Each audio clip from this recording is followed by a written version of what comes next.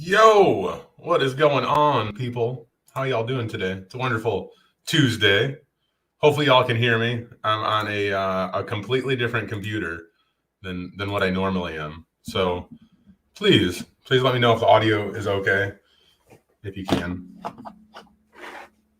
I will wait since there's a stupid delay. We can't do live streams easily because there's always like a 12-minute delay between what I say and like when you guys hear it. So hopefully audio is good. All right, cool. Hope you're all doing wonderful today then. So this morning, I got this big bad beefy computer right here. Let's adjust some screenage here if I can. I was not prepared as usual. Oh, there we go. Look at that. Ooh, so fancy. Your 3050 comes today, upgrading your 1060. That's good. So let's see, a couple weeks ago now, I upgraded my computer. This computer right here, this bad boy. It's heavier than this is a heavy computer. You guys can't even see it. Maybe I need a light back here. Please hold.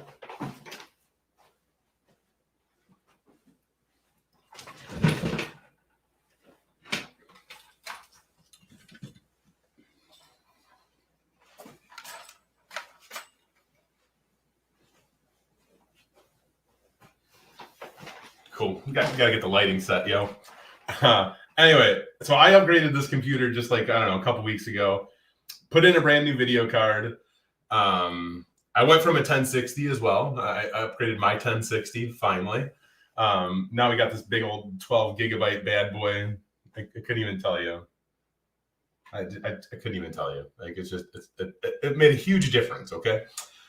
So new video card, plus we put in 128 gigs of RAM, up from like, I don't know, it was like 48 gigs of RAM I think I had in there.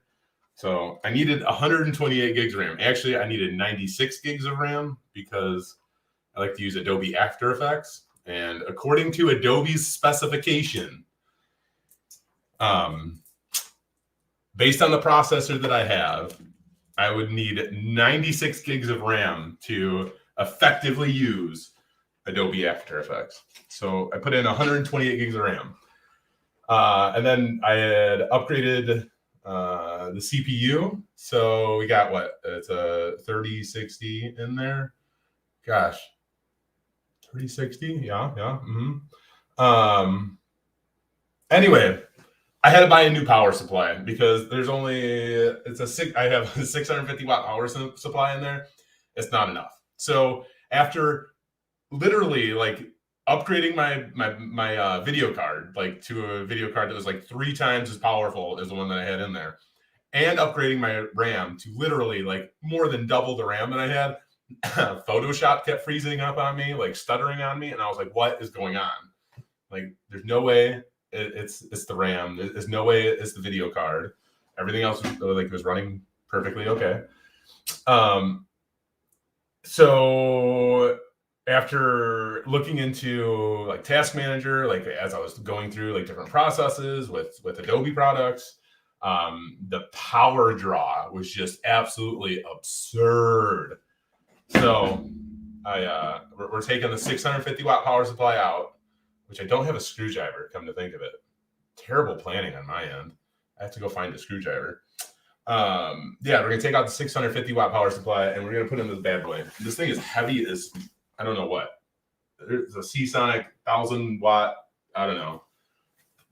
Yeah, 650 watt. Lol. Yeah, for sure. So 1000 watt power supply. I never thought I would spend this much money on a power supply in my entire life, but here we are. So anyway, somebody asked like really early on in this live stream about building a computer, and they're nervous about it. If you're still here, dude, there's nothing to be nervous about. Everything on here is literally like plug and play now, and you can watch like 1,000 videos on how to plug everything into your motherboard, and you don't have to worry about damaging anything. I think everything is pretty it's pretty solid. Like I've never cracked a motherboard, and believe me when I tell you this, like I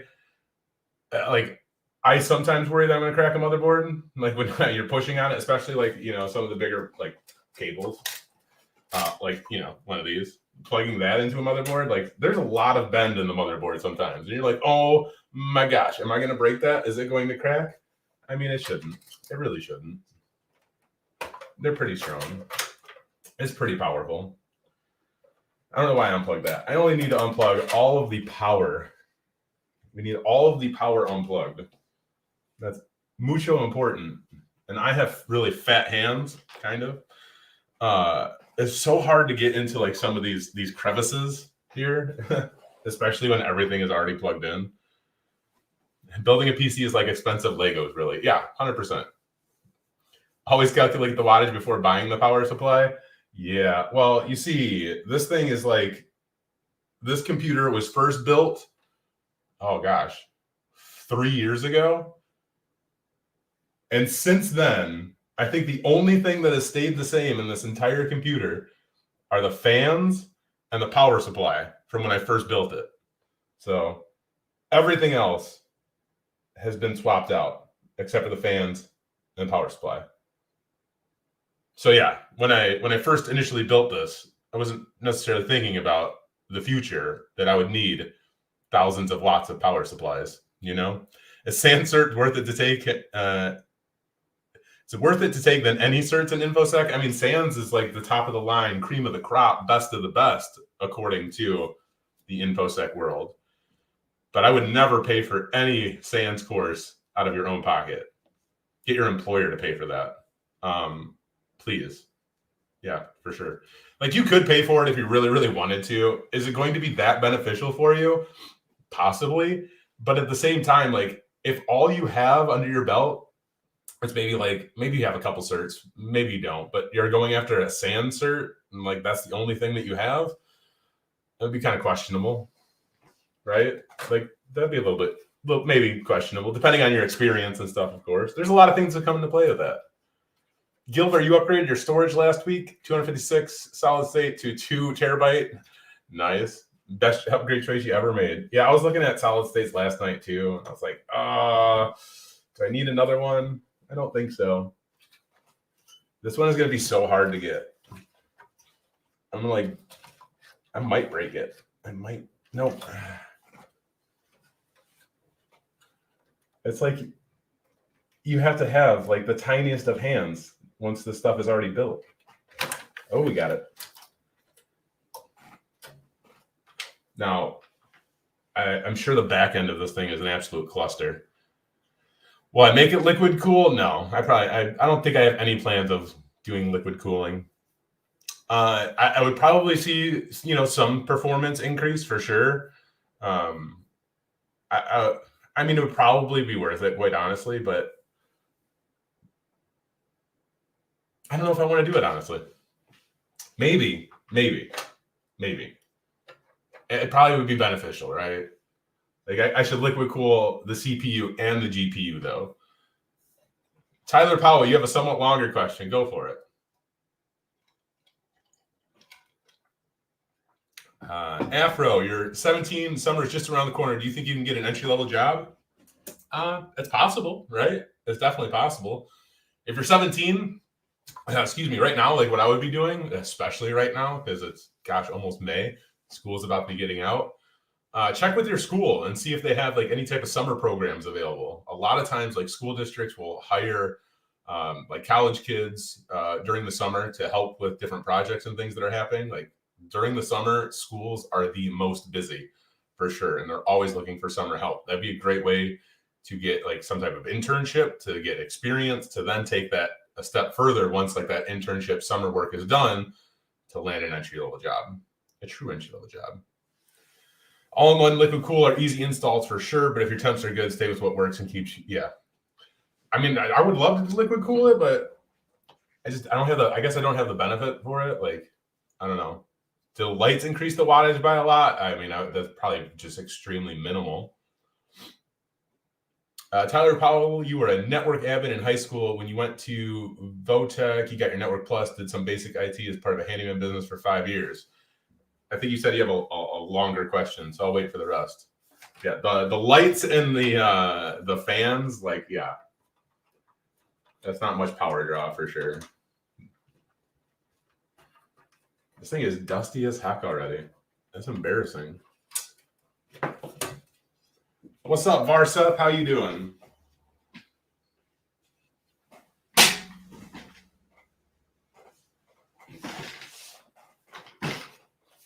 All right.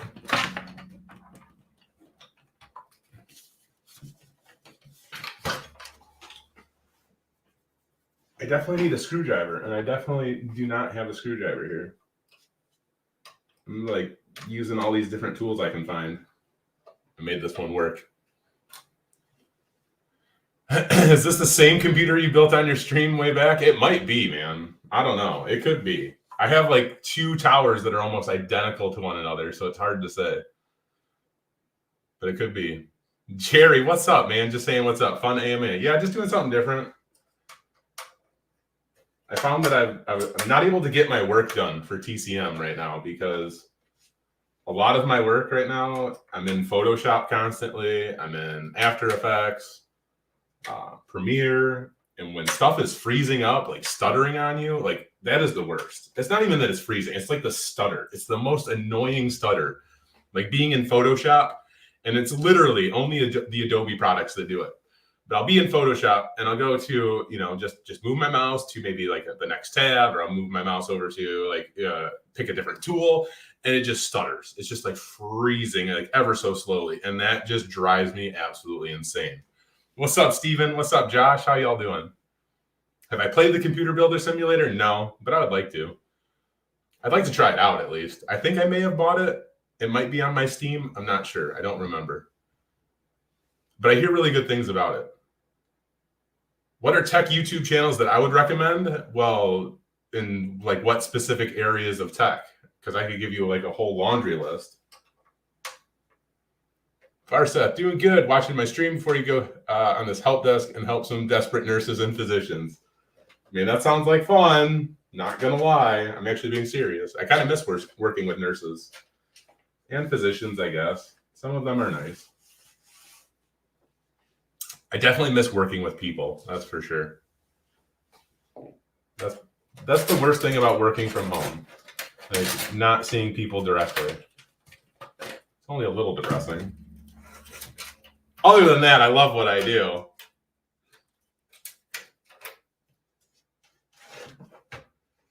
Oh my gosh, so many cables.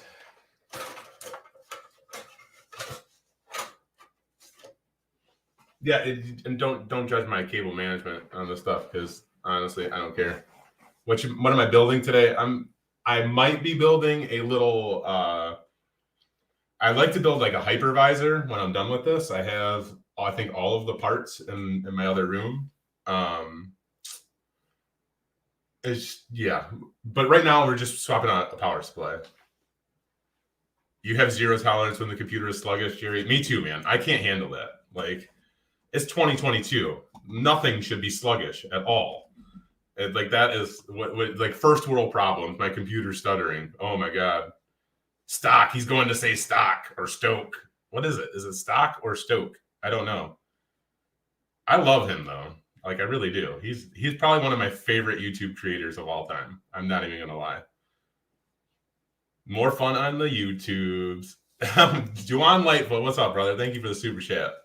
Thanks for always inspiring. Dude, you always inspire me. This isn't fair. How come we have to keep going back and forth on this? We just inspire each other.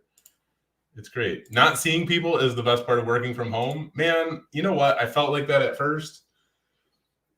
And then I found out that I really miss people. Honestly. Like, I do. Can't confirm you go to the office 2 to 3 times a week just to interact with people. Only lasted like 4 months working fully remote. Yeah. It's hard, man. Like, it's not all it cracks up to be. That's for sure. Don't worry, this video is not sponsored by these guys, but you can use my coupon code. Just kidding. Iced coffee, my favorite. ST long OK. Stoke. Is that what you're saying? Stoke. Gotcha. He's cool, man. Let's see.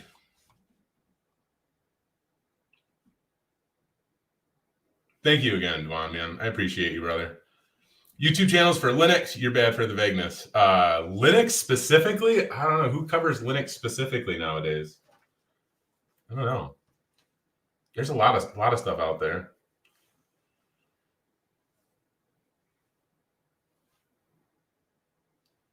Yeah, Jerry, I did see that where Stoke was doing the Twitter Spaces too. I haven't like dove into that yet. I don't even.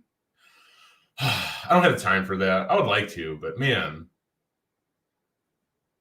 I love that guy. Am I going to any conferences? I think we have plans to go to Deadwood.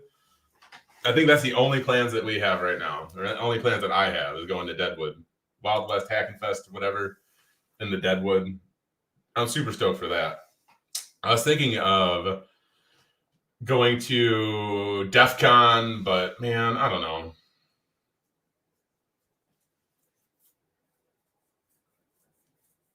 You'll be at Black Hat and DEF CON, Jerry? Man, there's going to be a lot of people that I know, man, that are going to be at Black Hat and DEF CON this year. And like, I almost want to go, but we'll see. Hey, Zach, thanks for the opportunity of a flair for cloud technology and network security. Although you started it as an IT support engineer, what advice do I have for you to help you in with cloud technology and network security side of IT? Well, so you're interested in that. Are you learning about that currently? Like, what are you doing to up your skills? Like, what does that process look like? You're going to be at Deadwood, Josh? Well, I look forward to meeting you, like, in person, man. For real. And you're going to be a Black Hat? Oh, man. I should live stream some Try Hack Me rooms. I mean, you guys want to watch me, like, try to butcher my way through a Try Hack Me room? Like, that is not my forte, but we could figure it out for sure. Thoughts on Twitter accepting Elon's offer? I'm glad somebody asked this because I don't care, honestly. I literally do not care what somebody else does with their own money. I don't care what somebody else does with their own life. How about that? Like, quite frankly, you do whatever you want. You got billions of dollars to spend on whatever you want. Happy for you. Do whatever you want with it. It does not affect me in the least bit. Spend your dollars, bro. Spend all your dollars. That's what I think.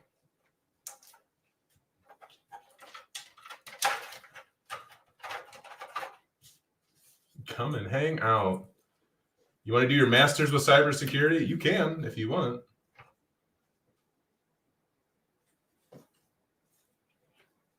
A degree is by no means a requirement in IT any longer. There's the other one. I'm supposed to be putting those back together. Instead, I'm talking to you people. Thanks a lot, y'all.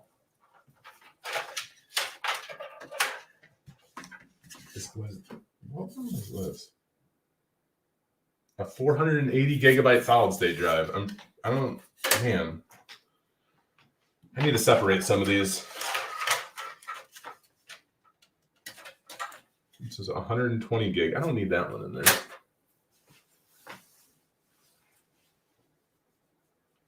It's definitely gonna be trippy to meet a lot of people in person. Especially like over the last couple of years, like I've met so many more people in this industry that like I haven't got to meet in person that I would really like to. One day. JCCJ, what are my thoughts on working for a city, county, or government? You currently work IT at a bank and you're applying for a state job for the pension. Man, I would, work for the state for sure. The benefits that you get from working for states and stuff like that, governments, usually pretty good. They usually take pretty good care of you. And if like that's something that you want to do like long term, you're gonna make out really, really well for sure. Yay, we got a power supply out. Yay, y'all, we did it. Yay. I still left the plastic over this right here. Does this drive anybody crazy that I left the plastic on there? You know, like the plastic to like protect this. Sometimes it drives people crazy. You know, you keep the plastic on to keep it fresh though. Like that's the rule. You just keep it on, keep it fresh. I can't get it off, so I'm going to keep it on, and I'm going to leave it fresh. Does your outlet need to be replaced or upgraded to connect a powerful computer like that? Absolutely not. No. I mean, if you're in the United States, I could say almost for certain, no. Any other country, I have no idea what your power regulations, rules, and etc. are, so I couldn't exactly tell you.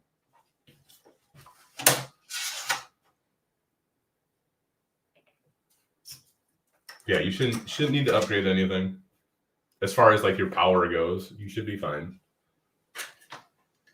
Put these somewhere so I don't drop them, break them, lose them.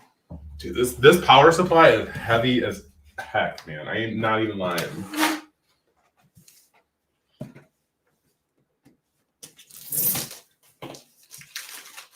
Jerry, I inspired you to do a task while you AMA this week. I'm glad I could inspire you to do something, man. You have protective plastic on your monitor right now, just not the screen. Yeah, see? Just leave the plastic on. Who cares?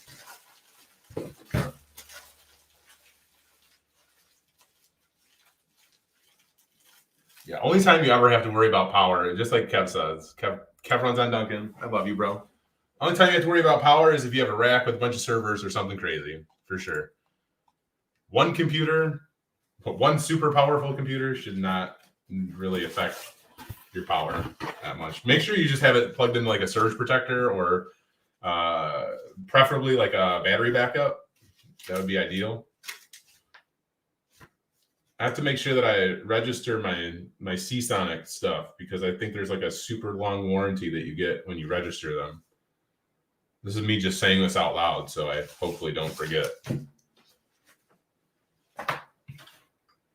I like warranties. Warranties are great. Look at this, comes with some fancy Seasonic Velcro. Velcro is my favorite cable management tool of all time. Zip ties are the absolute devil, and zip ties should only be used when you hate somebody. Like, seriously, I'm not even kidding you. The only time you should ever use zip ties is when you like just are mad at somebody and you zip tie their cables together. Otherwise, Velcro is the way to go. I promise you. What's my opinion on the CompTIA A+ cert? I think the CompTIA A+ cert is fantastic. It's a great entry-level certification. Like, it is one of the best entry-level IT certifications to exist, for sure. What is the average hourly pay if you have a bachelor's in IT or CIS? So that's an impossible question to answer because I don't know where you live. And that is the number one factor in determining how much you pay you could receive potentially, right? So you could go out on Glassdoor.com, you can go on Indeed.com. CompTIA even has like a salary calculator. So you can search like Indeed salary calculator, CompTIA salary calculator, and I think I said it in Glassdoor.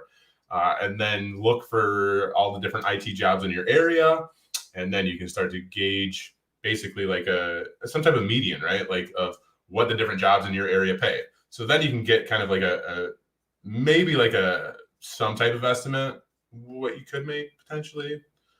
But does that make sense, right? It really is dependent on your area. Nobody cares about a bachelor's degree anymore, honestly. I don't mean that offensively. I just mean like degrees aren't all they were before.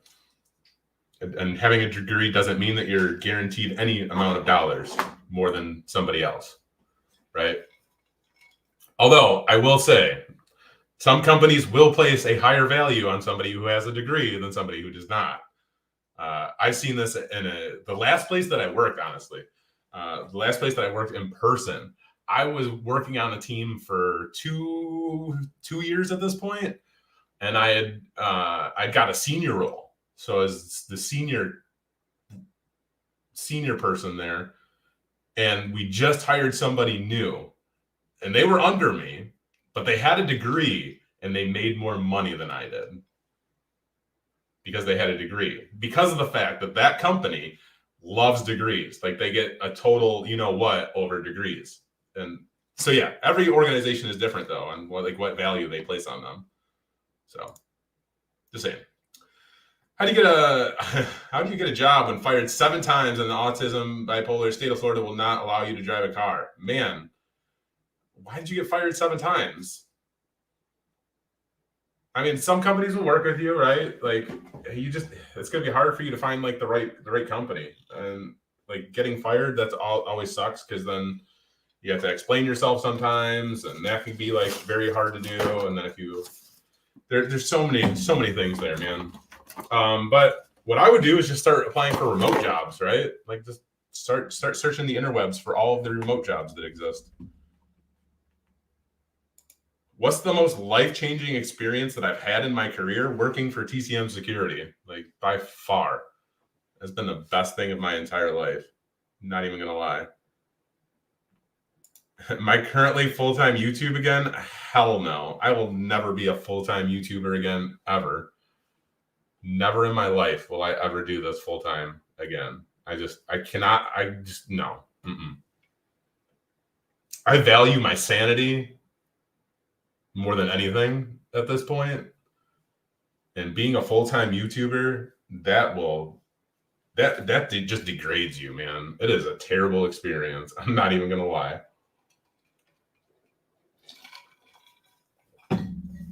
All right, I gotta build this thing.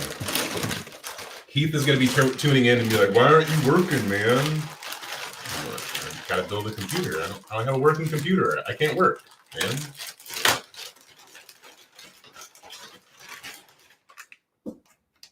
So many cables.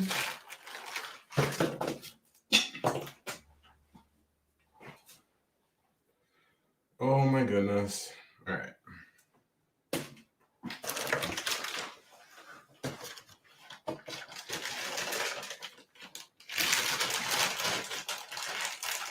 In academia, degrees are almost a must. In academia, what? I worked in academia. I didn't have to have a degree. What you mean, bro? Oh my gosh, look at it. See, Sonic puts this in like a fancy little bag. It's like I'm taking out a bottle of like Crown or something. It's like a total Crown bag. You see this? Look at this. Can I slow down losing weight? I don't think that I can at this point, honestly.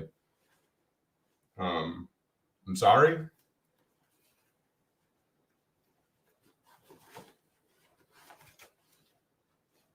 Oh, to teach. Yeah, to teach. Yeah. To teach, you need a degree. Yeah.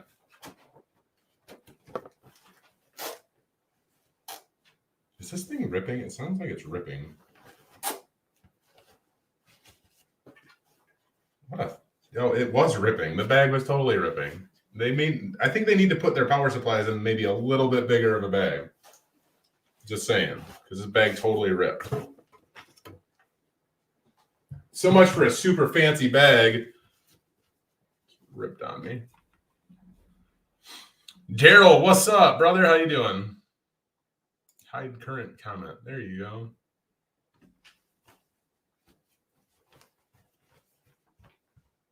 Still a decent bag, I guess. All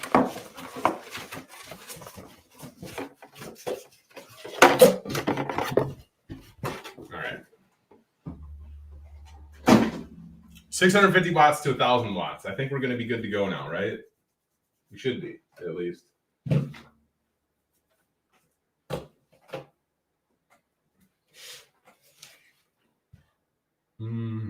Man. Motherboard. Okay. Fully modular power supply. Okay. I can show you like a semi-modular power supply. So many different power supplies, right? So power supplies back in the day. This one isn't semi. So this is how power supplies always used to be, right? Like all in one, like non-modular, and I'll show you the difference, right? Everything is just plugged in already for you. You have all of the cables just ready to go, right? Like this is how power supplies always used to come, which is annoying because like I don't need all of these cables all the time, and they really get in the way, quite honestly, especially when you're trying to like have a nice looking computer build with not a lot of cables. Having a non-modular, whatever, having a power supply like this is just a pain. Having a fully modular power supply, however, though, like I get to say, like I'm only going to need like the motherboard plug-in. I'm only going to need like the CPU. I'm only going to need power for my video card, and then I'll only need like power for like 1 or 2 hard drives, right? So that means like I would potentially only need to use like maybe 1, 2, 3, 4, maybe 5 slots out of these, right? So I wouldn't have to take up all these slots. Like that's like one benefit I think of having these. having a modular power supply is that their cable management should be just like on point, much easier, much better. I'm not going to go into the modular power. PSUs are the only way to go. They are. PC building is therapeutic. It's fun, man. Like, I'm not gonna lie, I love building computers. Just putting the stuff together sometimes is fun, and then like making like the first time you turn it on, like it's always the most stressful part, right? Like even though like you probably like me, right? I've probably built, I would say like at least like 50 computers over my lifetime. Like that's probably a fairly accurate number. But still, like even now, I know as soon as I go to like I plug this in and everything's screwed in, like the moment of truth is always like hitting that power button. Is it going to turn on or not? And it's always the most terrifying feeling, no matter what, no matter how many times you've done this. It's a terrifying feeling.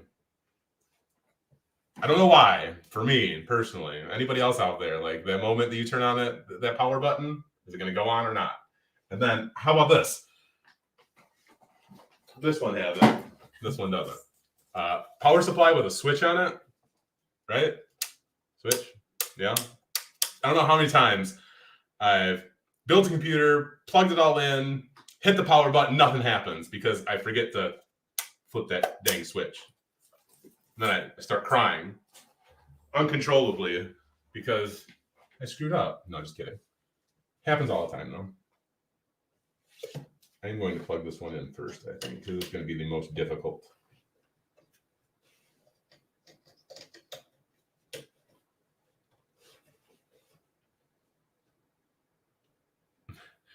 You hate when it doesn't boop and you get those beep boops that you have to debug? Yeah, for sure.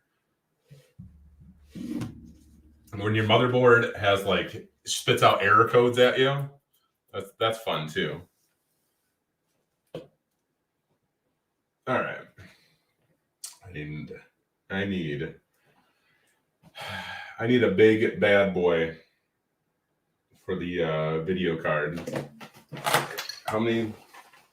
It's 2, 4, 8.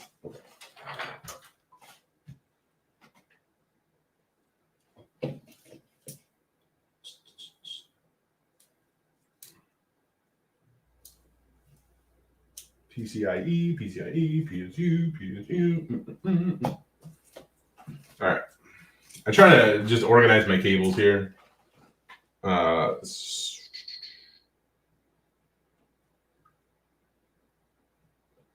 Need that one for the CPU. Yup. CPU. Wait, how many? I got to see how many freaking things the CPU takes. It's, oh my goodness. Why is that one like 18,000? All right. That's 8, 9, 10. They want all of that power? There's no way. I don't think I have any with that many on there.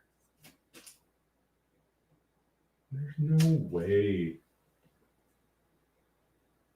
All right, whatever. It's fine. Talking to myself, I'm sorry. I do that. I very bad. I talk to myself all the time when I'm building a computer. Anybody else? Raise your hand. You always say computers make you a special type of mad. It's a fun process sometimes. Sometimes. Yeah. I can only say sometimes. I don't always enjoy it like the most that I should, especially when things aren't working.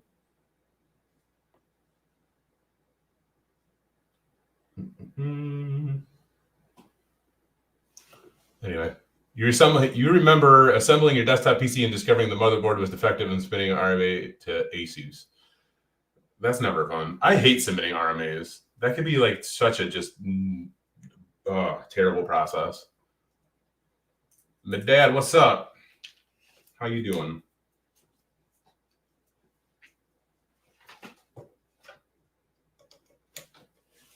All right, we got that. This is going to go up through here. And then we need this one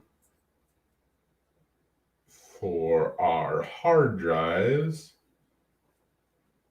think that's it. Wait, I need a different. I gotta power this stupid thing.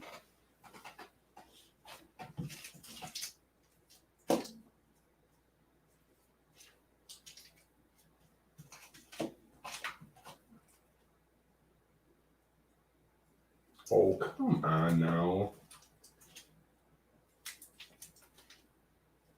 None of them?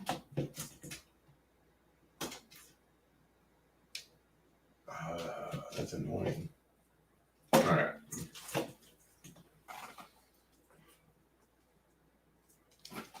Sorry, y'all. Who else am I going to ask when I need expert advice? I have a group of friends that I ask for expert advice for sure. Like, especially when it comes to like PC builds and things like that. But I am by no means an expert in this, like at all, I would say. But my best friends definitely are. So like I turn to them constantly for stuff like this. That's right. I turn to somebody for expert advice on building computers because it is not something that I'm an expert at. That's something that I've done 100,000 times, but like I am by no means, I would say, a tech savvy person when it comes to RAM speeds, hard drive speeds, processor speeds, GPU power and speeds, right? Like that's not my thing, right? But my friends, like they love that stuff. So thankfully, like I can just turn to them and say, hey, you know, like I have a question about XYZ. Please help. And they do. Because they're the experts, not me. And that's quite all right, folks. We can't always be the expert in all of the things.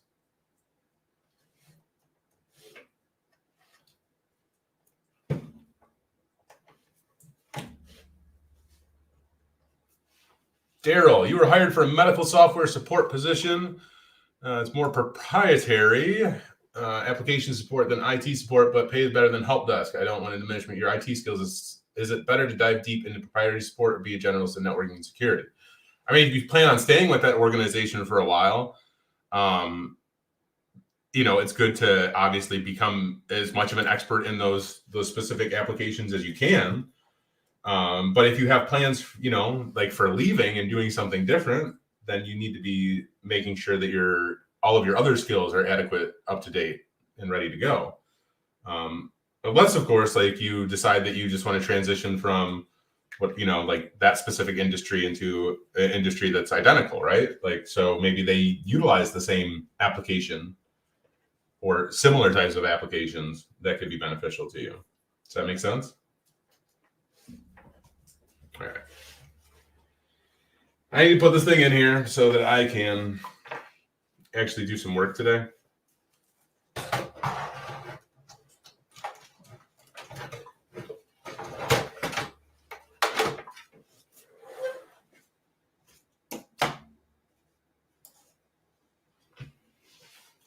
I lost my screwdriver tool. Where did it go?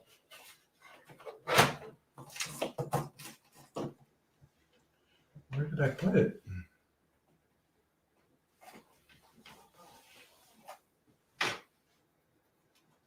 There it is. For sure, my man. What's up, Ty? Reiterating your question from LinkedIn because you got kicked off. What was your question?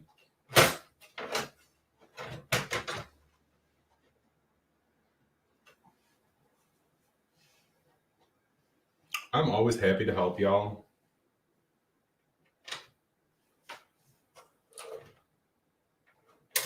Oh, come on. I need a real screwdriver. Should have planned ahead.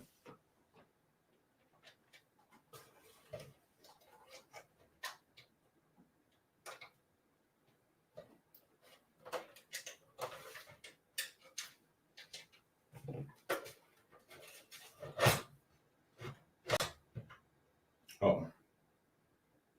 It helps when you try to put the screw in the right holes. Just saying.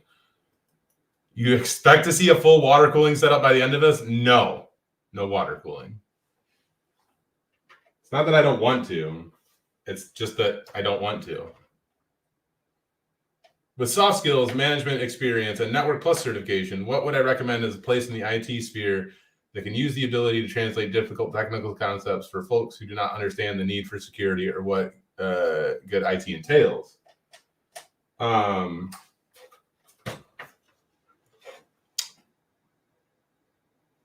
Thanks, Courtney. I like my sweater too. I'm glad you do too. It's a beautiful sweater. Looks stylish on me, right? Brings out my beautiful eyes. Brings out my beautiful eyes and my big nose. I need a real screwdriver. It's making me mad. Anyway, Ty, yeah. As far as like basically, please I use the ability to translate difficult technical. Okay, a place in the IT sphere that can use the ability to translate difficult technical concepts for folks who do not understand the need for anything like that is needed in everywhere in IT, right? Like if you have the ability to, if you have the gift of words, right? Like you are going to be very, very, like it'll be very beneficial for you in your IT career for sure. I don't have the gift of words right now. I can't even talk for whatever reason. Okay, I maybe need different screws for this. Let's try different screws. Need to go get real screws. Anyway, everywhere in IT needs skills like that, man.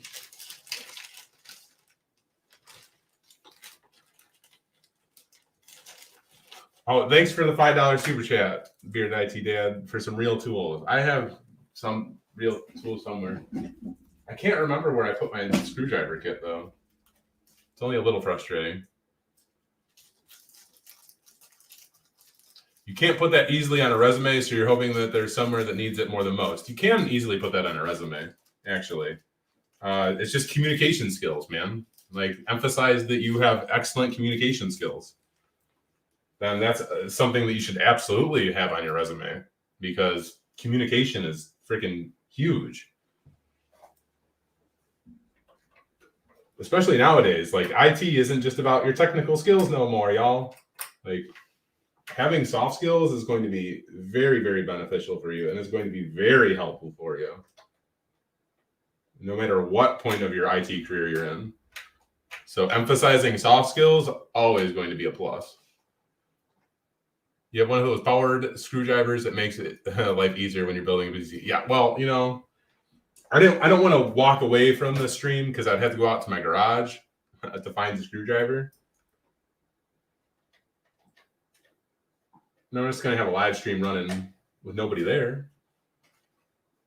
We're making it work, y'all. Like this tool right here, it's making it, it's working, okay?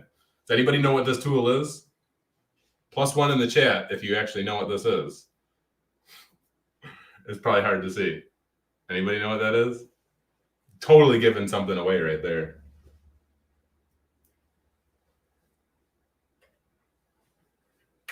It is by no means a screwdriver. The longer you're in IT, the more important soft skills are. 100%. IT loves soft skills.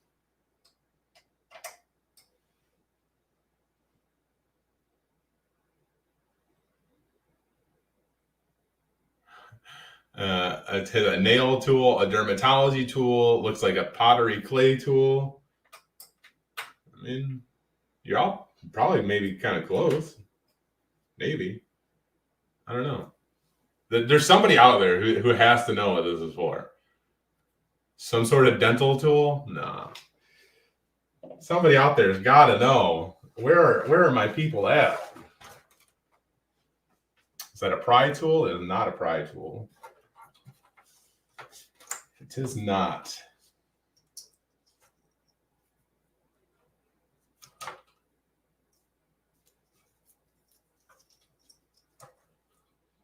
Don't spill the water, Zach. Yeah. Were you on the stream that one time where I spilled the water? Is that why you say that, a late tuber? Because Oh man, that live stream when I spilled the water and it got all over my laptop, that was a sad day. Like, that was actually a very sad day. I was pretty upset about that. I'm not gonna lie. You were there. All right. It's funny because right over here I have a open, look at, there's an open coffee, right within distance of this, right? I guess I'm testing the waters here, so to speak. A spudger? I don't know what a spudger is. What's a spudger? I'll show you guys one more time. Who's gonna guess what this tool is for? Anybody? A prober? Nah. You weren't gonna call me out a late tuber. It's all good, bro. Hey, I'm the idiot who had open containers of liquids by computers, right? Like, it sounds like it's a personal problem, and I done screwed up. Sounds like my own problem. That laptop still does not work properly. It's actually sitting right over there. Right over there. Nut pick, leather tool, cuticle tool. No. Mm-mm. None of y'all have got it correct yet. This is a fun game. A nut pick. It's not a nut pick. Let me put this up here.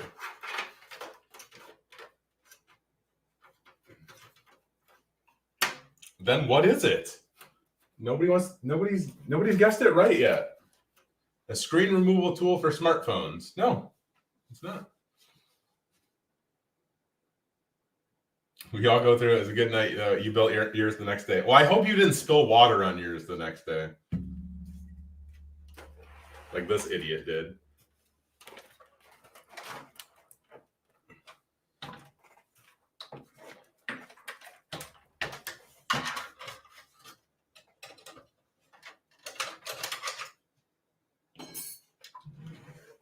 All right.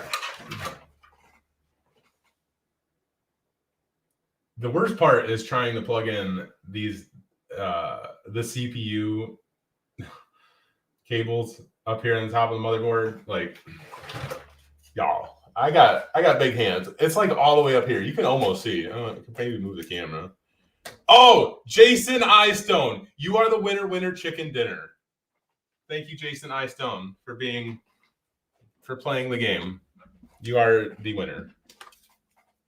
I'm trying to move this all. Okay, I got to get in here. Wait, you see this right here? I got to shove my fat hands. Look at my big thumbs in the way. Right here, I plug this. Right here. It's so hard to see. I'm sorry. Laughing your butt off. It is a dab tool. That is correct. You guys are the winners. Jason, congratulations. You don't win anything, but my love and my support. Anyway, I don't know how I'm going to get this plugged in. Every time I do this, I get so frustrated because my hands are so fat and pudgy. I shouldn't be doing this. You know, ideally, I should probably, take out the CPU cooler to make my life easier, but I'm not going to, because what's the fun in that? I am, however, going to unplug this fan to make my life a little bit easier.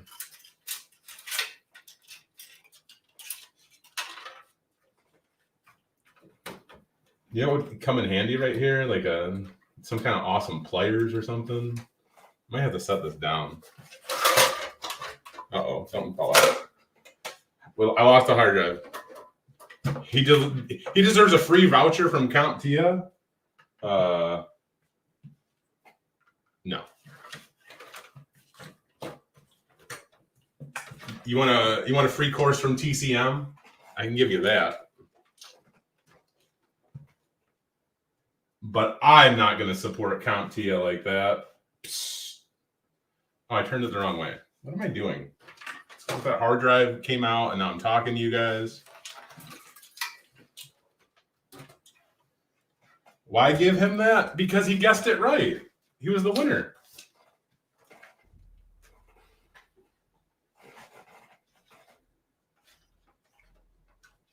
Best I can do is about $350. Okay.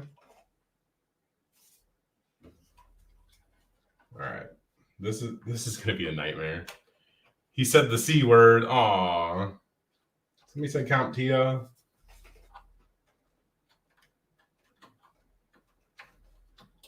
That company would be really good if they didn't rip people off and, you know, didn't believe in like lobbying against the right to repair. Does Jason deserve wax in the mail? That's a federal crime, sir. Oh, think I want to go to federal prison? I mean, I definitely don't want to go to federal prison for that. I would much rather go to federal prison for like hacking something, you know, that way I have like some type of credibility and stuff. Kevin Yonan, do I know how CBT Nuggets compares to Udemy? Well, Udemy is like leaps and bounds cheaper than CBT Nuggets, I'm sure. But quite honestly, like,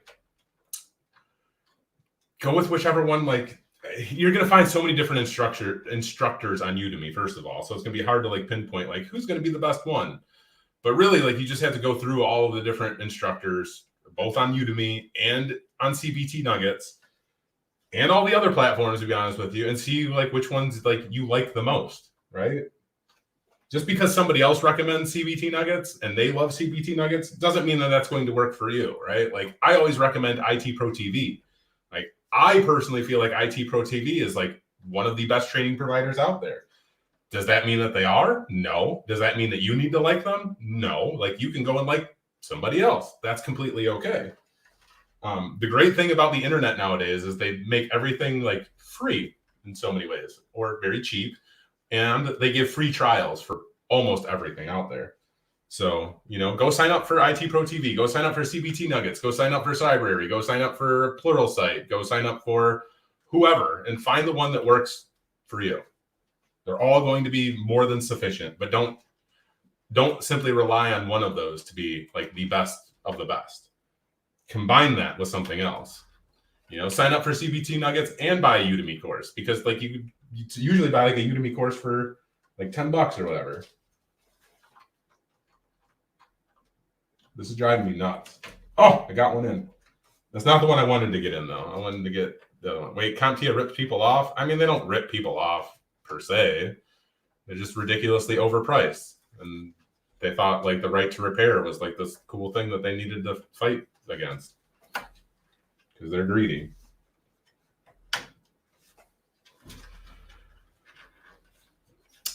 Zachary, you took an A+, now you're in Network Plus. Could you benefit from just taking the Network Plus exam, or should you take both A+ and Network Plus exams? I mean, the A+ is going to be the better bet for you. Like, as a late tuber just said, for the same price you pay for the Network Plus, you can get CCNA. CCNA is 10 times more valuable than the Network Plus, right? And actually, the CCNA is cheaper than the Network Plus. Like, the Network Plus is fine to learn fundamentals, but as far as obtaining that certification, it's a waste of money. Like, honestly, it's a certification that, I mean, sure, can it show that you have some skills and whatnot? Yes. So I'm not saying it's useless. I'm saying it's a waste of money when you can get your CCNA, which is, like I said, 10 times more valuable than any CompTIA certification ever will be. Sorry, CompTIA.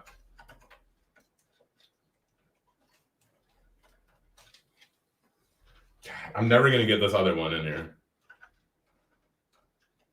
Curse my fat fingers. Go in your home. Go. You can do it. I really don't want to take out the CPU fan. So you had it backwards. It's not that you had it backwards. Everybody's going to tell you something different, Zachary. Like, that's just the truth. Like, you can go ask, like, 10 other people like me. You probably get different answers every time. But at the end of the day, like if you want the facts, right? Like if you really want the facts, just go out on Indeed.com, go out on LinkedIn.com, and search for CompTIA Network Plus, and then search for the CCNA. Which has more results? And also, which one is going to have better like salary options for you? Spoiler alert, it's not Network Plus. Uh-oh, I almost got it. Oh, you son of a gun.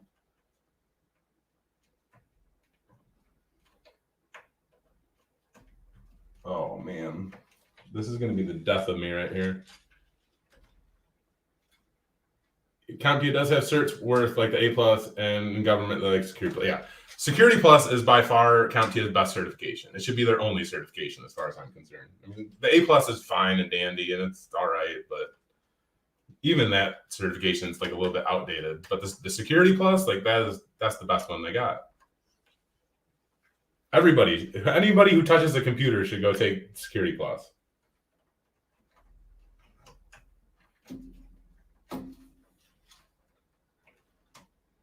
Uh-oh, did I get it? Come on, you son of a gun.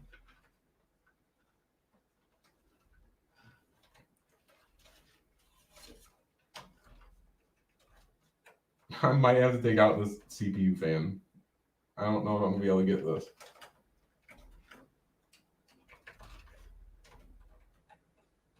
I really don't want to take it out.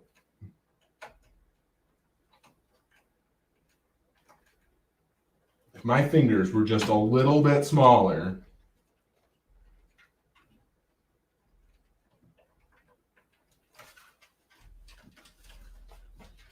What about Linux Plus and Cloud Plus? Cloud Plus, God no. The Cloud Plus, what? Cloud Plus is the stupidest certification. Get out of here, Cloud Plus. Linux Plus, it's fine, whatever.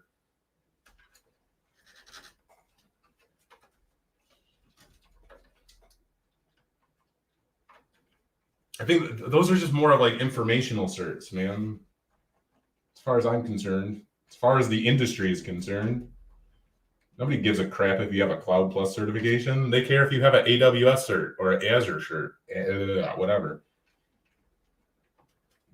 They would probably care more if you had a Google Cloud Platform cert.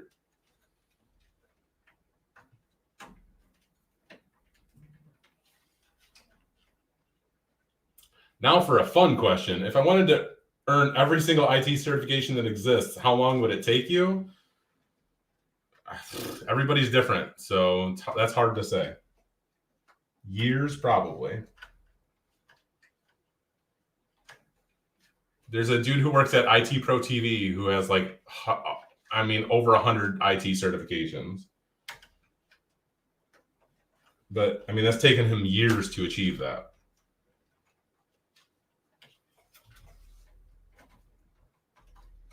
I am going to get this thing in there if it kills me. It is. Oh, I got it. Oh, yes, I got it. Victory. Got it. You're only taking Network Plus because you have funds solely for schooling, and your teacher said you should take Net Plus as a primer for the CCNA since you're new to IT. Man, I wouldn't even bother with the Net Plus if you're going to go for the CCNA. I would learn the material from the Network Plus and then take that to the CCNA and crush that CCNA. What's up, Crosstalk Solutions? I'm doing wonderful, man. I hope you're doing awesome as well.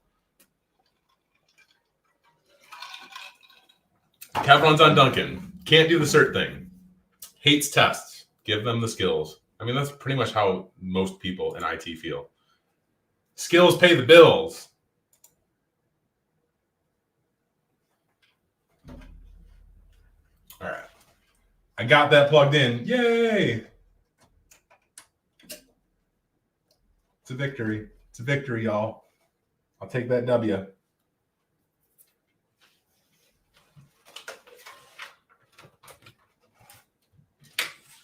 You know, and back like to the search thing too, like some people are just really good at taking tests. Like, honestly, some people can study like one time for certification and go nail an exam because they just understand like how exams work, if that makes sense. Like I've talked to somebody, I'm not going to name drop them,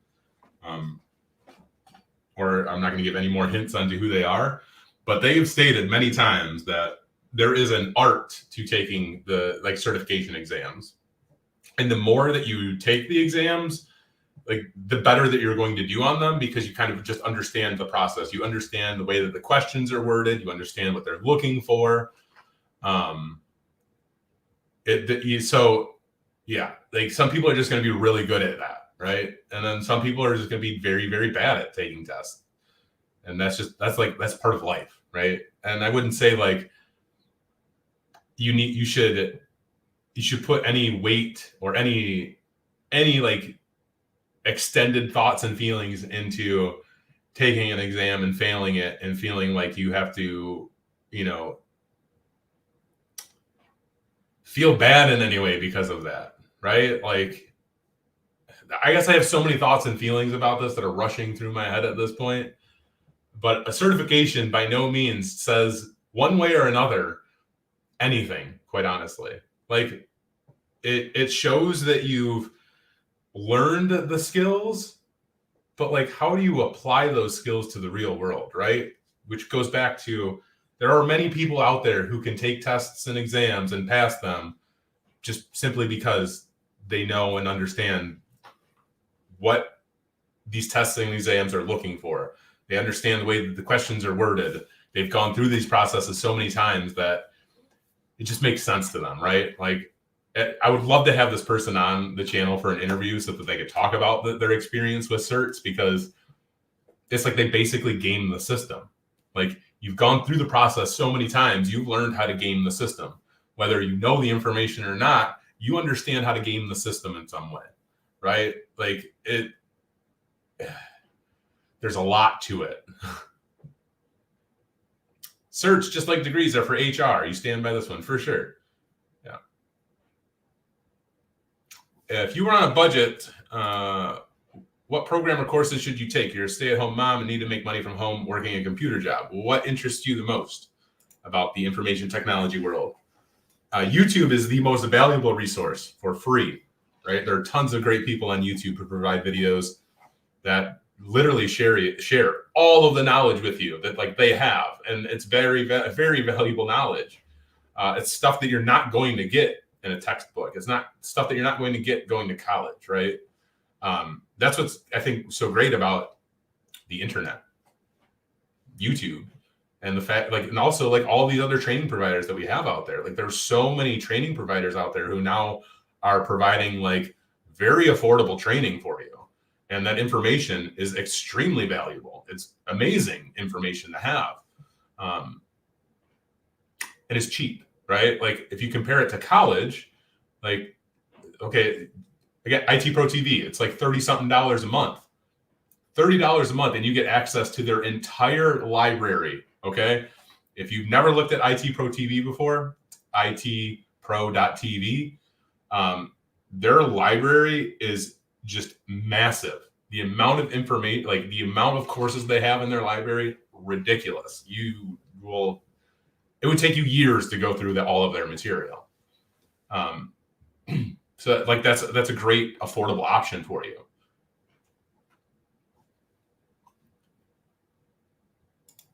Crosstalk. Someone who has interviewed and hired tons of people for IT positions, passion for tech, and the ability to learn and adapt organizational skills. These are all more important than certs to you. 100%. I agree with you. 100%.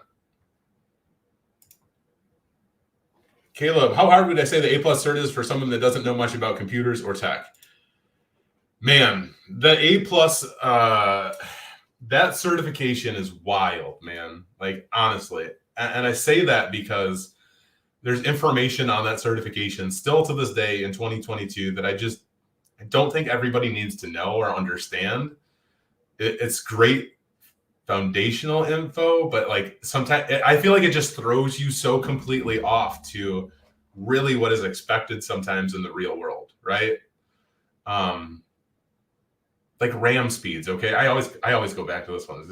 It's funny and stupid. Like, For the CompTIA A Plus, like you need to know and understand RAM speeds. I can tell you this, I've never needed to know the speed of a RAM in the 20 years that I've worked in IT. It has never made a difference, right? Like if I needed to replace RAM or RAM was bad, like I'd look at that RAM and I'd see like has information on there. I just Google it and I buy the same RAM, right? The same speeds that are listed on there. Like, yeah, there's just so much stuff like that. It's just like, really? You're going to make me memorize the RAM speeds and the front bus and the back bus and the middle bus and the rear bus and all the buses? No, I don't need to know any of that. Like, I really don't. I've never needed to know any of that. There needs to be a certification that actually focuses on the real world practical knowledge and information that you would need to hit the ground running in an IT job. Because quite frankly, so much of the information that you're going to learn in IT, you're just going to learn through the years. And there's no certification, there's no amount of knowledge, or there's no product or service out there that's going to teach you all of these things. It's just time. Time is going to teach you all of those things.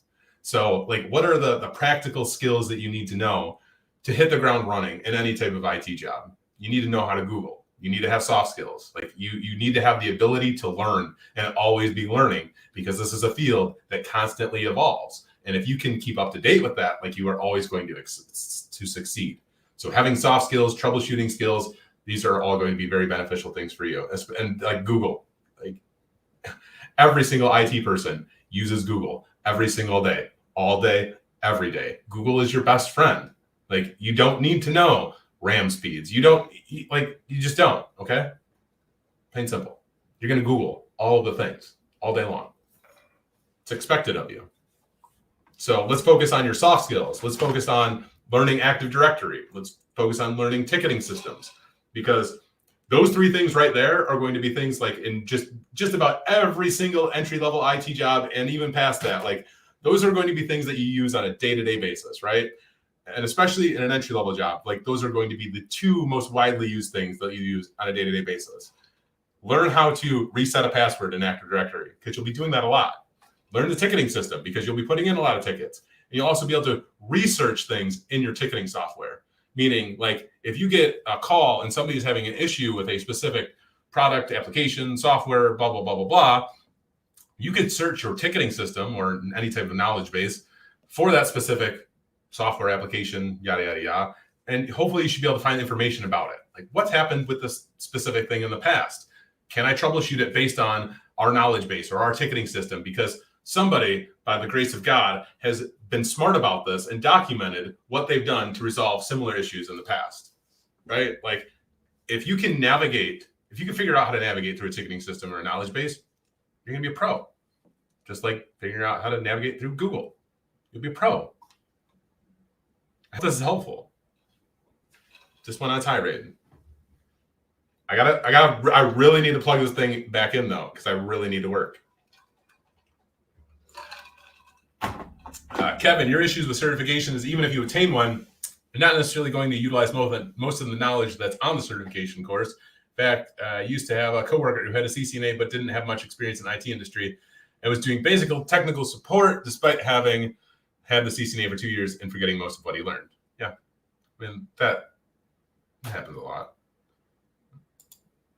There's a lot of information on certifications that just don't apply to real world necessarily. But it's like, hey, we're going to teach you these fundamentals because we think you should have them, even though like just over time you'll learn that stuff anyway.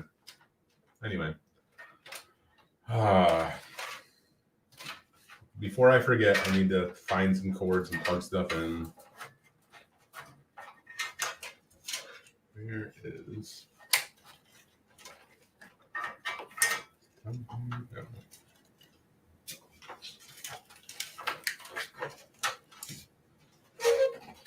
There, this is what I was looking for. This is what I wanted.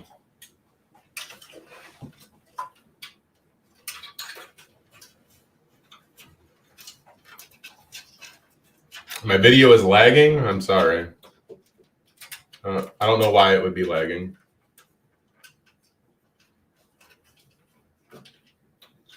Eric A, you would add knowing how to search vendor documentation sites, VMware. Yeah, for sure.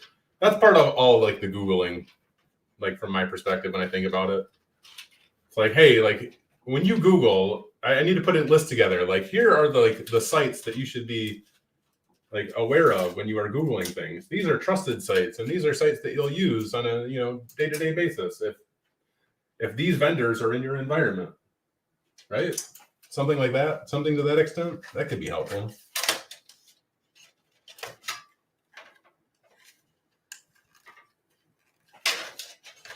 Pow. All right. Now we'll go with this one. That's right yonder.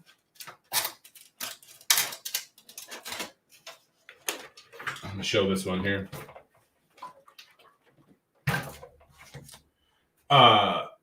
So earlier in the stream when I talked, somebody asked about plug it, or like is basically like did it make you nervous plugging stuff into a computer? Like, are you worried you're going to break something? Blah, blah, blah, blah.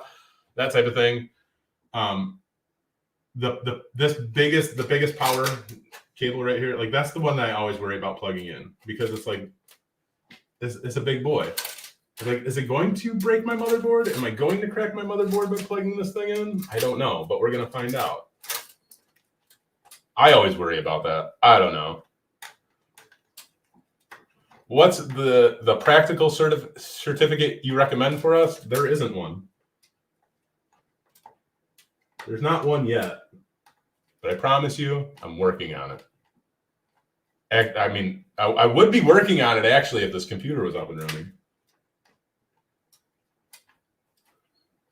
Dwayne, you are spot on. Knowledge helps you, period. You work as a support analyst for a software company that is focused on the credit union industry. You don't know how many times you use your knowledge of networking, email, and Windows to help with troubleshooting client issues, creating bug tickets for our developers, and just knowing where and what to look at. We have newcomers who lack the experience in these areas who often struggle to troubleshoot issues until you help them out and show them, I'm guessing.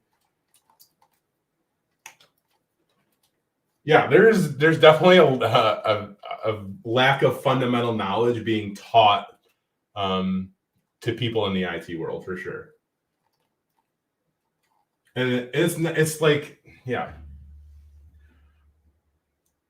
IT needs more of an apprenticeship type of method to really be the most effective. Like, as far as I'm concerned, like, I truly feel passionate about this. A lot of people are against it for whatever their own reasons. I don't really know or care. But the apprenticeship model would be the absolute best model to bringing people into this field for so many reasons. And I've done videos on this before. But yes, we definitely have it wrong for sure. Like, the IT industry, the way that we're teaching people and bringing people into this field is completely wrong. It's not right. Like, I feel like IT is more of a specialized trade than anything else. Like, quite honestly, like there's different subsets of this trade, right? But man, if we had an apprenticeship model for this, it would make me happy. It really would. Like, really just getting people more hands-on and teaching them. Yeah. I'm not going to go on a tirade on that right now, because I could go off on that forever. It makes me sad though. Like, it makes me really sad when I look at the way, as a whole, the industry recruits people into this field, and the way that we teach people, like, in this field, which is like, I guess it's like a,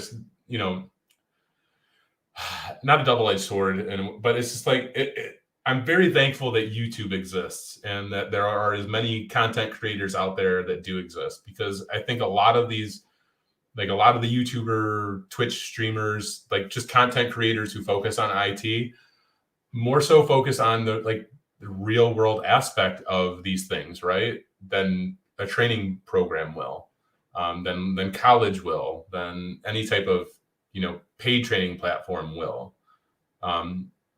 Content creators do a really great job of teaching people the right, like the things that they really need to know. Hope that makes sense. If there was a white collar trade, IT would be it. Yeah. Apprenticeship, mentor, student relationship, exactly what is needed. 100%, man. just anyone could get in, the value wouldn't be worth as much if anyone could be taught. They want to make it harder to get in, right? I mean, the thing is, it's just like we constantly hear, like there's millions of open cybersecurity jobs, and there's hundreds of thousands of millions of billions of open IT jobs in general. Yet we constantly gatekeep people from this industry based on unrealistic expectations and unrealistic, descriptions and job duties. We try to create unicorns out of people, and it's just not. It's whatever. There's so many. Man, I could just go all day about this. And my thoughts and feelings about this are very strong. I'm just going to shut up because I don't want to go down that road. This industry is like most others. It's not what you know, it's who you know. I mean, to an extent, right? Like that's every single IT, or that's every single industry. Yes, it's who you know, not what you know. It can always be said, but there comes a point in time where it's not about who you know, and you have to prove that you know what you know. Like you will always run across that. I'm making a gaming PC. This is by no means a gaming PC. I don't even think there's a game installed on this computer, to be honest with you. I'm pretty certain there's not. Maybe Magic the Gathering Arena. I lied. That's probably the only game that's installed on there. But I don't play. This is not a gaming computer. This is an editing powerhouse. That's what I like to call this thing. We're going to edit all of the things now, hopefully. What is the PNPT exam? The Practical Network Penetration Tester exam from TCM Security. It is the most practical-based ethical hacking certification that you can find. Hands down. It is the only practical network or practical ethical hacking certification that exists. Like, quite frankly, like, OSCP is like a capture the flag. CEH is like, multiple choice capture the flag, kind of. I don't know. And then Pentest Plus is just multiple choice, right? Where the PNPT, like, you have 5 days to gain domain access to an environment, and then you have 2 days to write a report, and then you have to present that report. No other certification does that. Okay? Like OSCP, you have 24 hours to gain access to your machine. That is not representative of a real-world pen test. In any organization, like, you're not going to be given 24 hours to complete a pen test, okay? Like, that's not real, okay? That's not real life. So we give you 5 days. 5 days. Then you get 2 days to write the report. Then you present that report. It is the most representative of a real-world situation, a real-world pen test that you will get. How can you learn the PNPT? Go to certifications.tcmsec.com. I don't know which keyboard's plugged in here. This one. I literally have 3 keyboards over here. Sorry.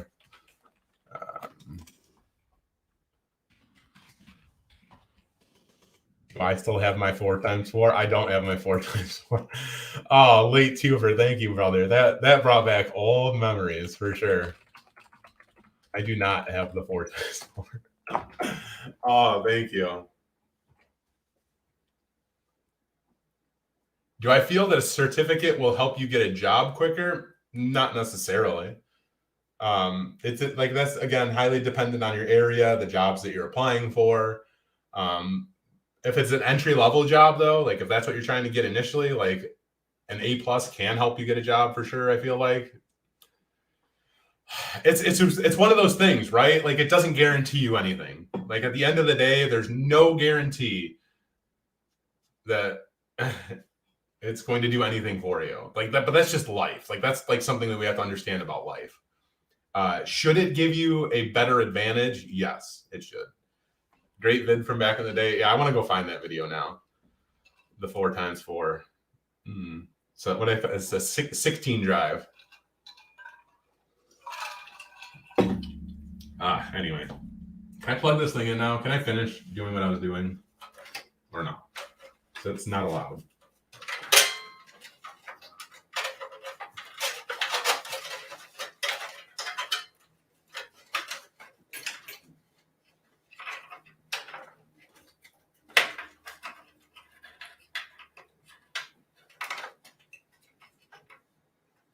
According to my motherboard, I could plug 6 total hard drives into this thing. I might have to do that. Not really. I can't plug anything in. There we go. I'm missing a red SATA cable. Found the red SATA cable.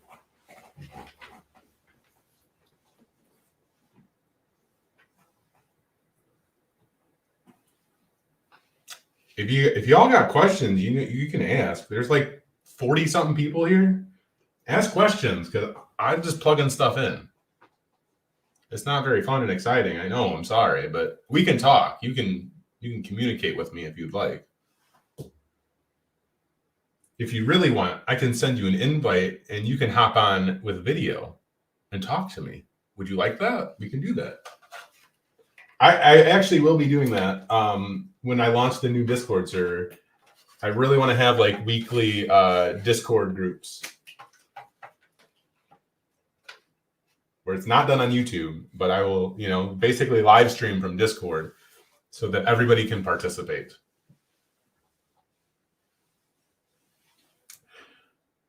Do I use hardware firewall to completely separate and secure your work, lab, and personal networks? So I did. I have just a firewall plugged in right now. That's it. Because my lab, basically, my lab is turning into this computer that I'm live streaming from right now. I basically took a lot of the components from here. I put it into this other computer so that I can turn that into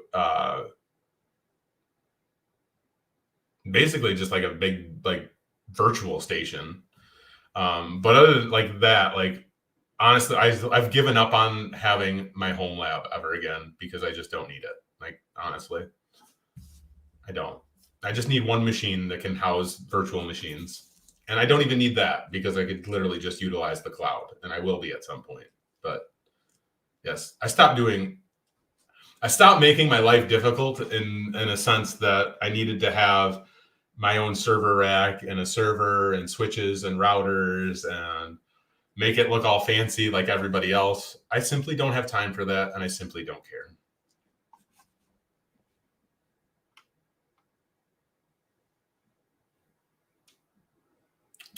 Trevor M., you feel like you need a solid blog or a YouTube channel to boost your resume. Any advice for a way to get started making simple videos, CTFs? Just record and go, man. Download OBS and just do it. Like, it sounds probably kind of cheesy, but honestly, you just do it. You just try and try and try and try.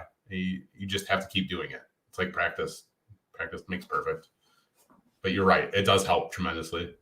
Best way to power level in WoW? I don't know anymore. I saw that Wrath of the Lich King is coming back, and that kind of destroyed my world.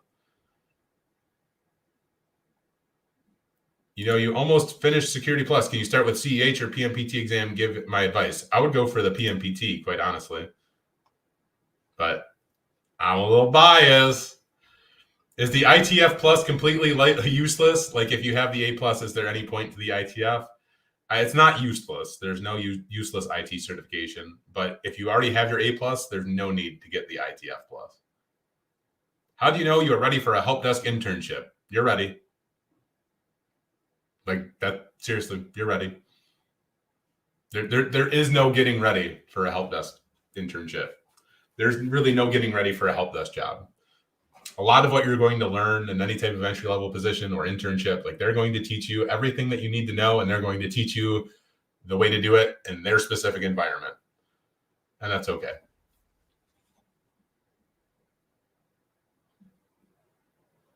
That is the best advice. Just do it. Yeah, Nike got it right, for sure.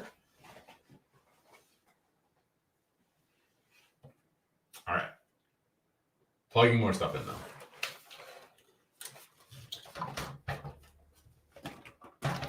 I feel like this computer definitely got 12 pounds heavier since putting the power supply in there. I'm not even going to lie. All right. I got all these freaking hard drives to plug in now. and know where to put them. Yeah. That's the truth. You're right. Yeah. Man, that's the truth. Like, help desk is not a very difficult job. I should very carefully word that. It can be a very difficult job, but like in the grand scheme of things, it's not that difficult of a job.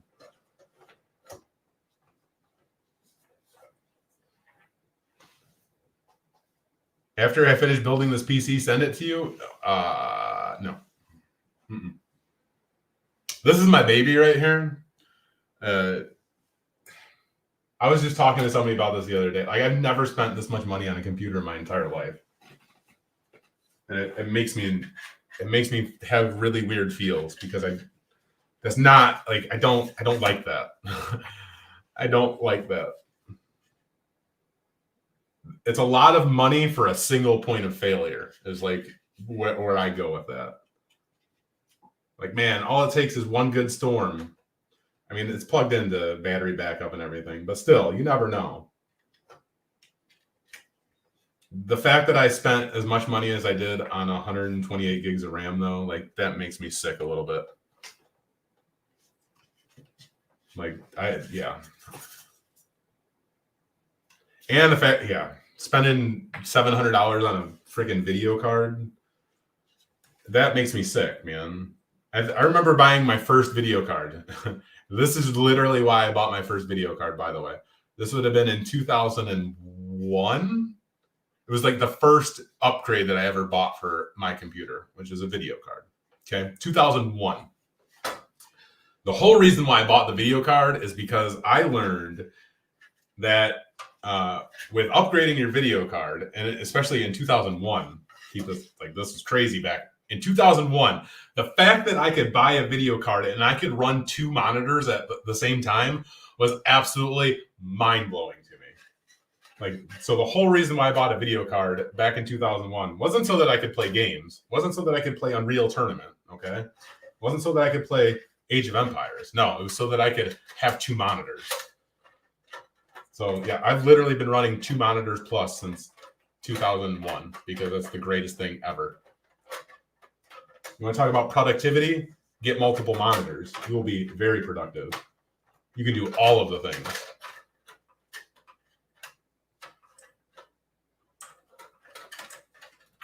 Crosstalk? Yeah. Hey, I'll send you a link, man. I will invite you. Copy to clipboard. Chris, if you check is Twitter or LinkedIn better for you, sir? To send you the link. You tell me.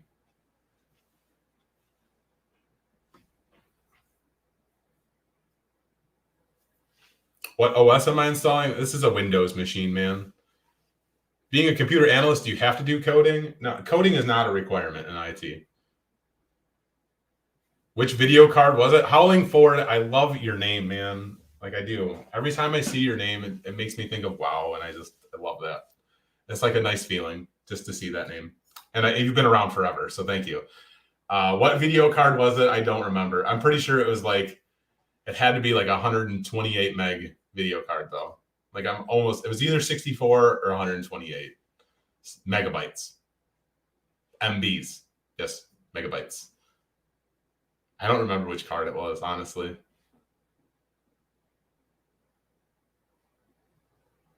You're making me think back. I don't know. I wish I did, but it was the best investment I ever made.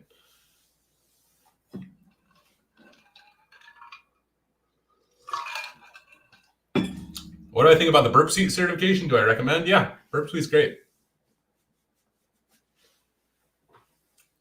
Somebody's talking about branding. Branding is like, in 2022, if you want to become, if you want to have like the best chances of getting into IT, right? Like it's unfortunate in a way that I have to say this because it makes me feel dirty saying this for whatever reason. Like it's just kind of crappy in a way, but like branding, 100% all day, every day. Like it will help you succeed in life. I'm so dead serious. I'm trying to find you. We even have you on LinkedIn? I know I do.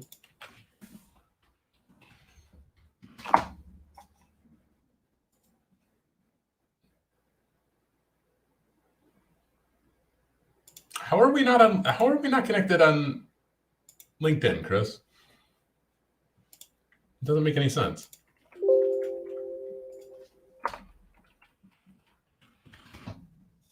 I sent you a connection request and sent you the invite. Excuse me.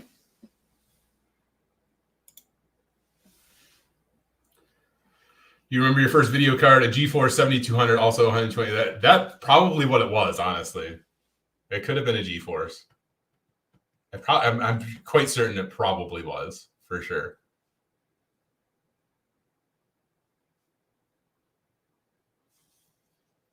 Man, that was so long ago.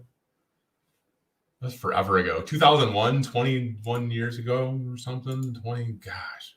Branding equals a dirty word, Zach. Yeah, it's kind of a dirty word. I don't like it. You know what word I hate the most that somewhat relates to that is influencer. Influencer is the stupidest word. I take that as an insult when somebody calls me an influencer. I hate it. Ugh. At the time it did the job, games were a lot smaller. Yeah. I think the only game that I played back then on that video card was actually Unreal Tournament because my friends made me play it. You just got this cool video card, bro. You got to play Unreal Tournament because it's going to look amazing on your 17, probably a 15-inch CRT, not even a CRT, just some stupid old monitor. Yeah, it's going to look amazing, bro. Like, you know what's going to look amazing? These two screens. That's what's going to look amazing. You know what's going to look amazing? The fact that I have my notepad open on one screen, writing my HTML, and my website open on the other screen so I can refresh. And then I have my FTP program too, so I can upload. Oh man, those are the days. Building websites in Notepad, those were the days, y'all. Those were the days. All right, I think I'm good to go. I think everything's powered back on. One thing I definitely want to use is the power cable that came with it, with this power supply, because it's nice and thick. Those are the Diablo 2 days for you. I never played Diablo 2. I actually can't say that I never played it because my friends made me buy it, the remake of Diablo 2 or whatever, and it was just hot garbage. And we got Chris from Crosstalk Solutions. I'm adding him to the stream. What's up, Chris? Hey, how's it going, man? Good to see you. You too. How you doing, man? Oh, I'm doing pretty good. I saw that you were live streaming, and I was like, oh, well, that's a nice Tuesday morning watch, right? Yeah, for sure. I was like, I have to. I was like, I got to put this power supply in. It's going to take for a while. I'll just do like a random AMA. Like, why not?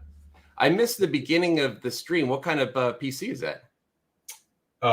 It's this. So this is my main rig that I've been like building for like the last couple of years, basically. But I just recently upgraded the RAM and the video card in there. So I got the 3060 CPU. It's got the 3060 GPU. Sorry. Yeah. And was it 3090? Oh man. I can't read the box from over here. Are the video cards getting easier to get now? Because I'm due for an upgrade as well. I mean, I thought so. I mean, it was the video. So it's the 12 gig video card because video editing and all that. Yeah. It was still like $700, Eesh. which I thought was ridiculous. Well, but that's it was still pricey. Like $300 cheaper than what it normally had been. I put a tweet out last night about PlayStation 5s. Apparently, those are getting much easier to get now. Yeah, I replied to you. Oh, that's right. Yeah. Three of them in like the last 2 months. So that you can play games more than once? No, because I bought one for me because I really wanted one, and then all my friends were like, "How did you get that?" And I'm like, "Well, I'll try to get you one." You know? Yeah. So every time there was like a release or something, I just hopped on right away, and I was lucky to get some for my friends. I got one for my best friend, and then one for my brother. Let me ask you a question. Since we're on the IT career topics, obviously IT is a bunch of niche industries under the umbrella of IT, right? Where do you feel like if someone was starting out, what niche is a good starting point? Like where are the needs in the industry at the moment? The needs, I feel like the needs are always like all over, like I've been hearing a lot more about like help desk people though. Oh, really? Yeah. On LinkedIn, I've been seeing a lot of not the end or the help desk person specifically, more so managers and stuff, saying that they're having a very difficult time hiring skilled help desk people. Right. Just getting the right type of talent in. They're having a very difficult time with that.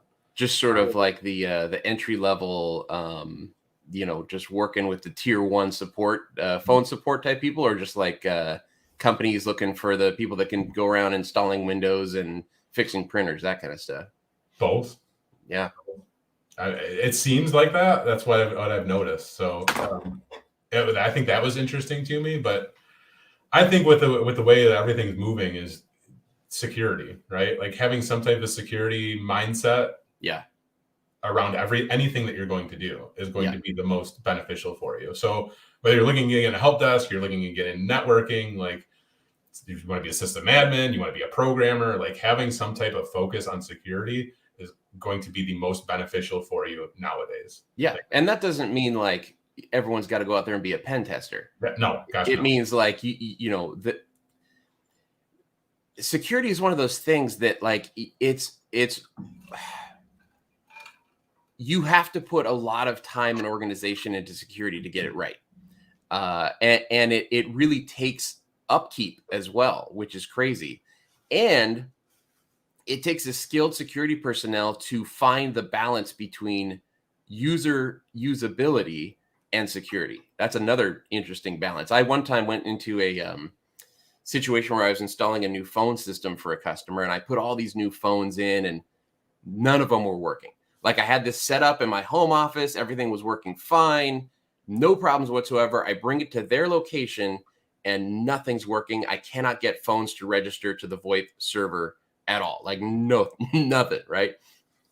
Come to find out after about 4 hours of troubleshooting that their previous network administrator, who they no longer had contact with, had locked down the entire network by MAC address.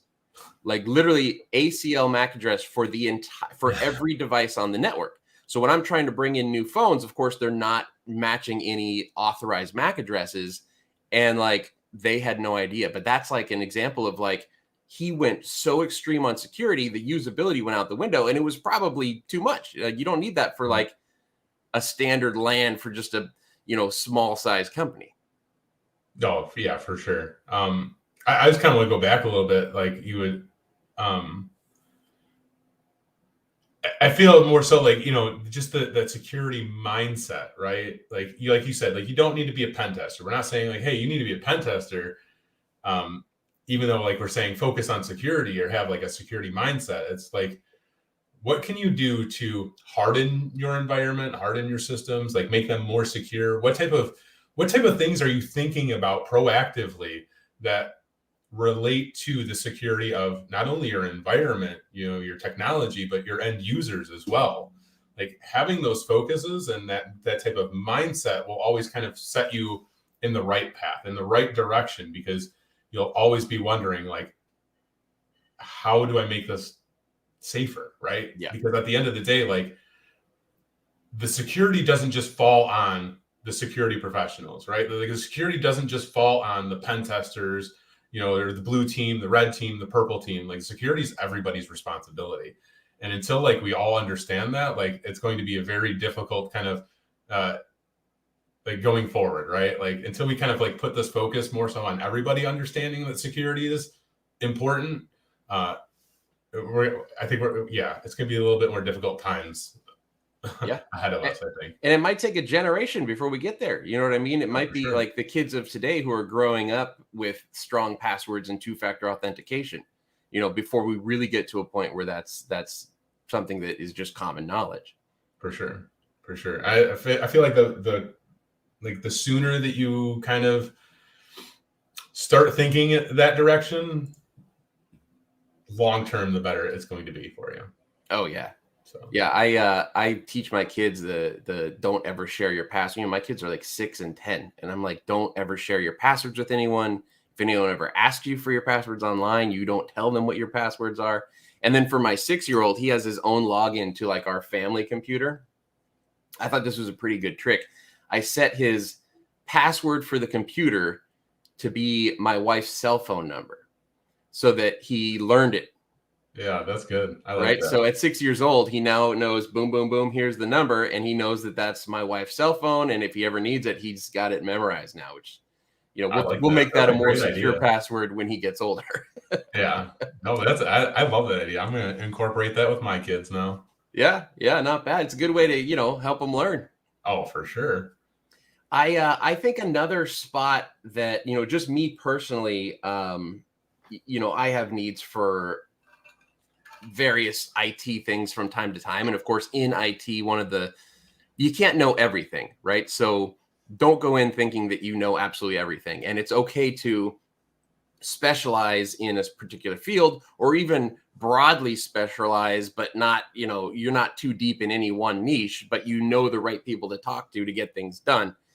One of my personal weaknesses is like DevOps, right? And I've been learning it a little bit more. And I think if I was starting my career, I might actually shift towards DevOps because I think it's super fun, and it's really, really valuable for any company. If you have a good DevOps person that does Ansible scripting, PowerShell, all of those sorts of things that can really help to enhance and automate business processes, that's so valuable right now.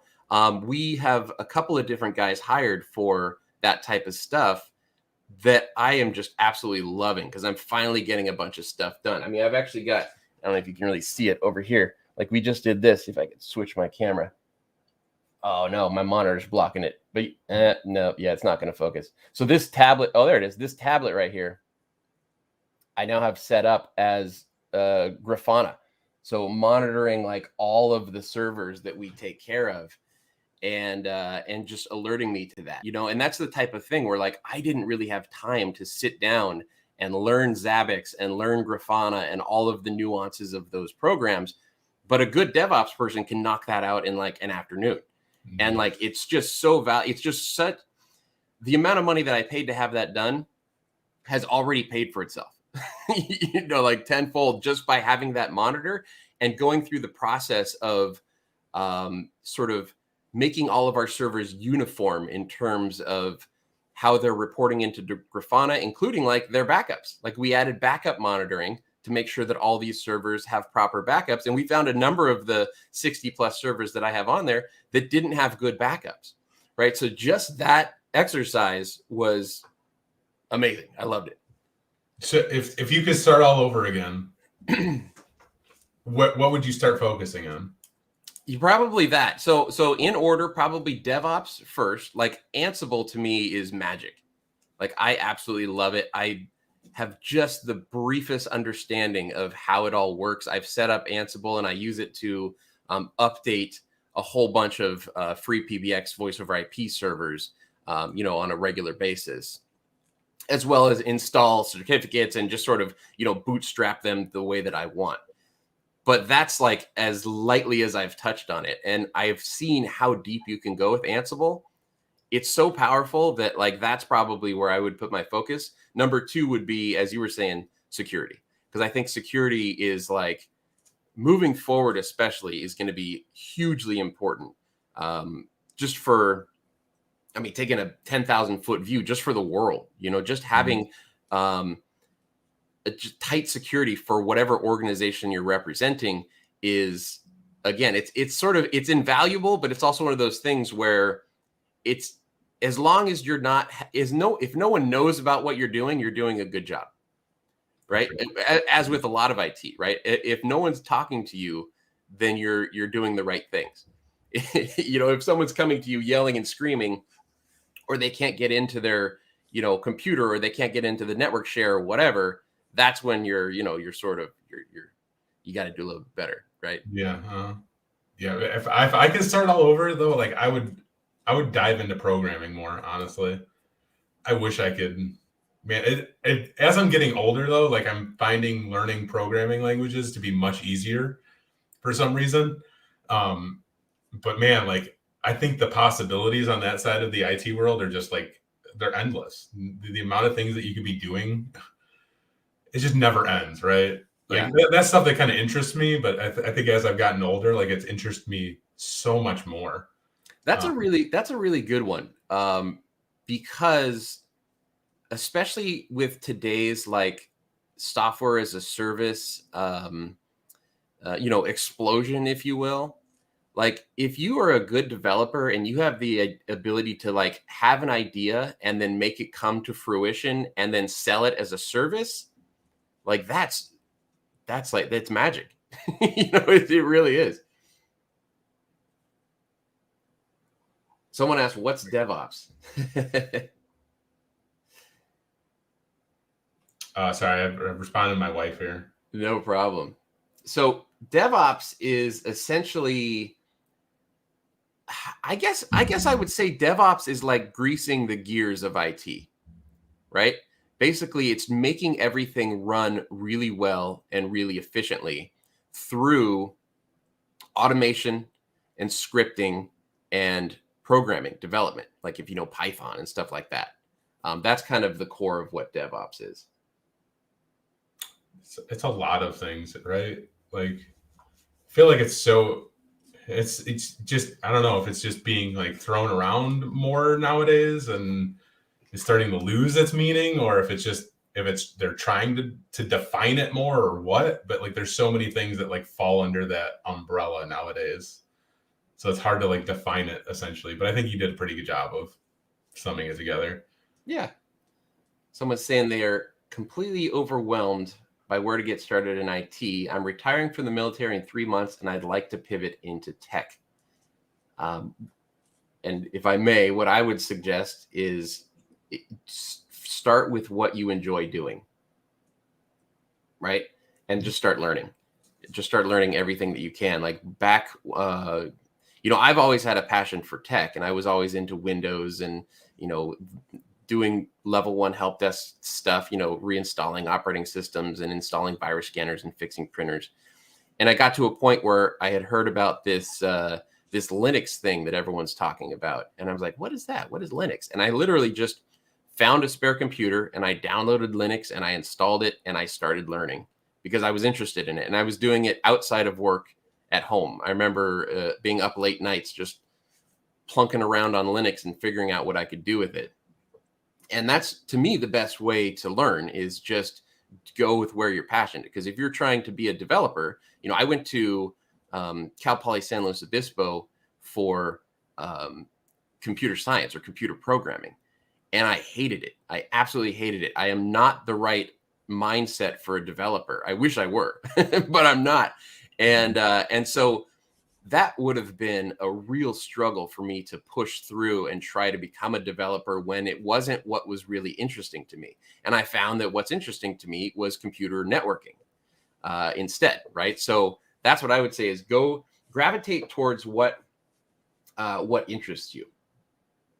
I agree with that wholeheartedly because that's where I find like I get like the most value. Like there's so many things that I would love to learn. Like there's so many different technologies out there that are very interesting to me. And it's like, yeah, maybe one day, right? Like maybe one day. But like sometimes there's like a very specific technology that'll come around or like I just learn a little bit more about and I run with it. Like I'll just start learning whatever I can about it. Linux was one of those things. Yeah. I had already been working in IT for like 14 years before I'd ever touched a Linux box, right? Like that, it was a long time. Like sure. I was in Windows environments always. So like the first time I saw Linux, I was like, what the hell is this? And then, it was probably a couple years after that where I was like, all right, I'm going to learn this. And then, I downloaded, I don't know, Ubuntu, put it on a virtual machine and just went to town. I was like, oh yeah, figure this out. And it's like the same thing with Docker. I was like, virtualization is something I'm extremely fascinated about. So like when I heard about Docker, I was like, what is this? Like, yeah, this is amazing. So I like downloaded Docker and I started figuring out whatever I could about it. I'm no expert by any means, but like I just took the thirst for knowledge and ran with it. And I run with it by diving into it because for me, like that's the best and really the only way that I learn. Like can't just sit and watch a video all the time. Like I really need to like get hands on with this. Oh yeah. And run as fast as I can with it. There is no end to the rabbit holes that you can go down in IT, right? Like, and I actually have to refrain from going down some of those rabbit holes. Like I've same with me, like Docker, I've installed Docker, I've played around with a little bit. I'm no expert in it at all. I kind of understand the basic concept of it. And you can dive into that head first and really go down that rabbit hole if you want and really dig into it and figure it out. One of those like rabbit holes for me right now is Home Assistant. It's just, home automation stuff and IoT control running on a Raspberry Pi. And it was such a deep rabbit hole, man. You start jumping down these sorts of things. It's just crazy. Now that's more of a hobby thing rather than an actual profession. But that's the type of stuff. But what you learn from doing those things can be applied to the real world. And you might not see that benefit right away, but like down the road, like you're going to be like, oh my gosh, I'm so glad that I learned that. I know I've experienced that many times just by, just having some type of fundamental understanding of it, right? And just like down the road, it's come back where it's like, oh, I'm glad that I learned that, Right. Yeah, I know what a Raspberry Pi is. I know how to install that. Yeah. You can do these things. Raspberry Pi, it is such a wild rabbit hole to get down to because the amount of things that you can do with that technology is just it's mind blowing what people are doing with those things. I've got one. This plant right behind me the soil and moisture level is being monitored with a graphical display screen. That's awesome. Totally unnecessary, but you can do it. Yeah, exactly. Twisted Roots, thank you for the super chat. Appreciate that.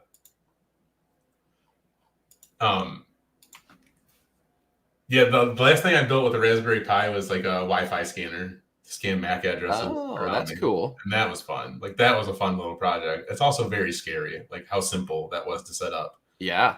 And it's just, it's scanning, like literally, like I forget like the reach on it, but the amount of MAC addresses that it pulled just from like my surroundings was just absurd. Right. Like, you're talking like hundreds of addresses.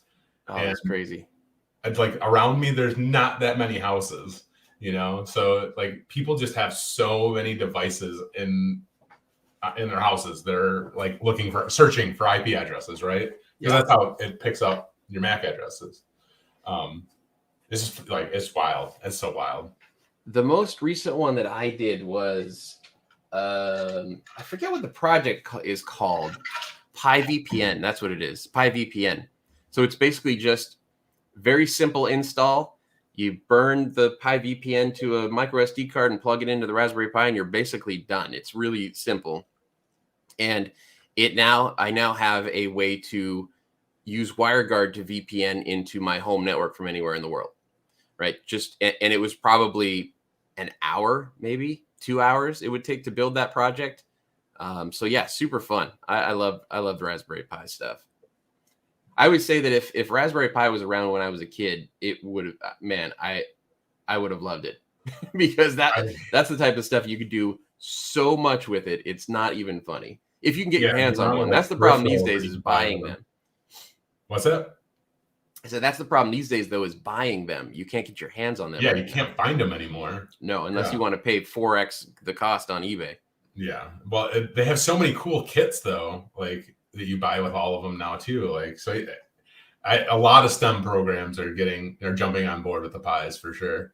Yeah. I feel that's another rabbit hole is I feel like one of the things that I never really learned is like all of the sort of electronics side of things like soldering and just playing with like the little Raspberry Pi breakout boards where you can put the pins in and make them do different things. Like that's something that I'd be super interested in going down that rabbit hole too. I don't know, like career wise, how beneficial that is, but that's to me, that's like development, right? Where it's magic what you can do with that kind of stuff if you know how to do it. I remember the very first IT job that I started working in like corporate IT. We had a consultant that managed our network come in, and he was just a weird, quirky guy, know-it-all type of person. But he like drew out this picture on a piece of paper. He's like, if you're like a real IT pro, like if I draw this, like you'll know exactly what it is. I'm like, okay, so he draws this thing, and I have no idea what it is. Like, I'm just like, and he's like giving me hints and blah, blah, blah. And then he even points to it. He's like, all right, come over here to this computer. And he points to it. He's like, you know what that is? I'm like, I don't know. It was a diode. I'm like, okay. Like, I didn't know what that is. I'm so sorry. Now I'm like forever cursed as like this tech who doesn't know anything about IT because I didn't know this. Like, I've never in my life needed to know that. And still to this day, like, I don't no. Like, there was just you saying that though, like reminded me of that and how frustrating that was for somebody to be like, you don't know the components that build like that have put this computer together, blah blah blah, right? Like, you now know nothing.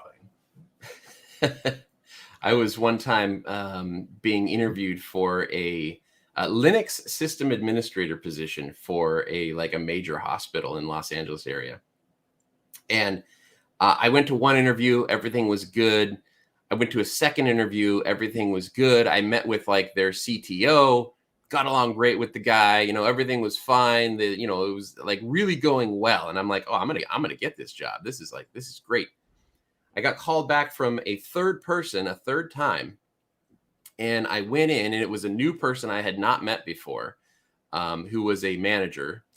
And he sat me down and he started rapid fire grilling me on Active Directory questions, which, I was interviewing as a Linux sysadmin position. And he kept asking me over and over, like, what are the operations masters? What does this one do? What does this do? How do you do group policy and this and that and da da da da da? Like, just rapid fire. And I was like, I totally biffed it, right? Because like you were saying about the speeds of RAM earlier, that's not something like you can always look that stuff up when you need it. Like, you don't necessarily have to have that memorized, especially if you're going for a Linux sysadmin position. I'm not going for, Active Directory administrator position. It's a totally different discipline. And needless to say, he basically scuttled the interview process, and I got, well, we're sorry, this isn't going to work out. And I did not get the job that time.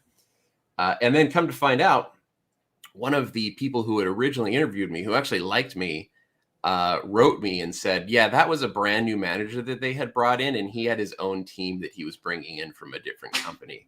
So he purposefully did that to basically not hire me.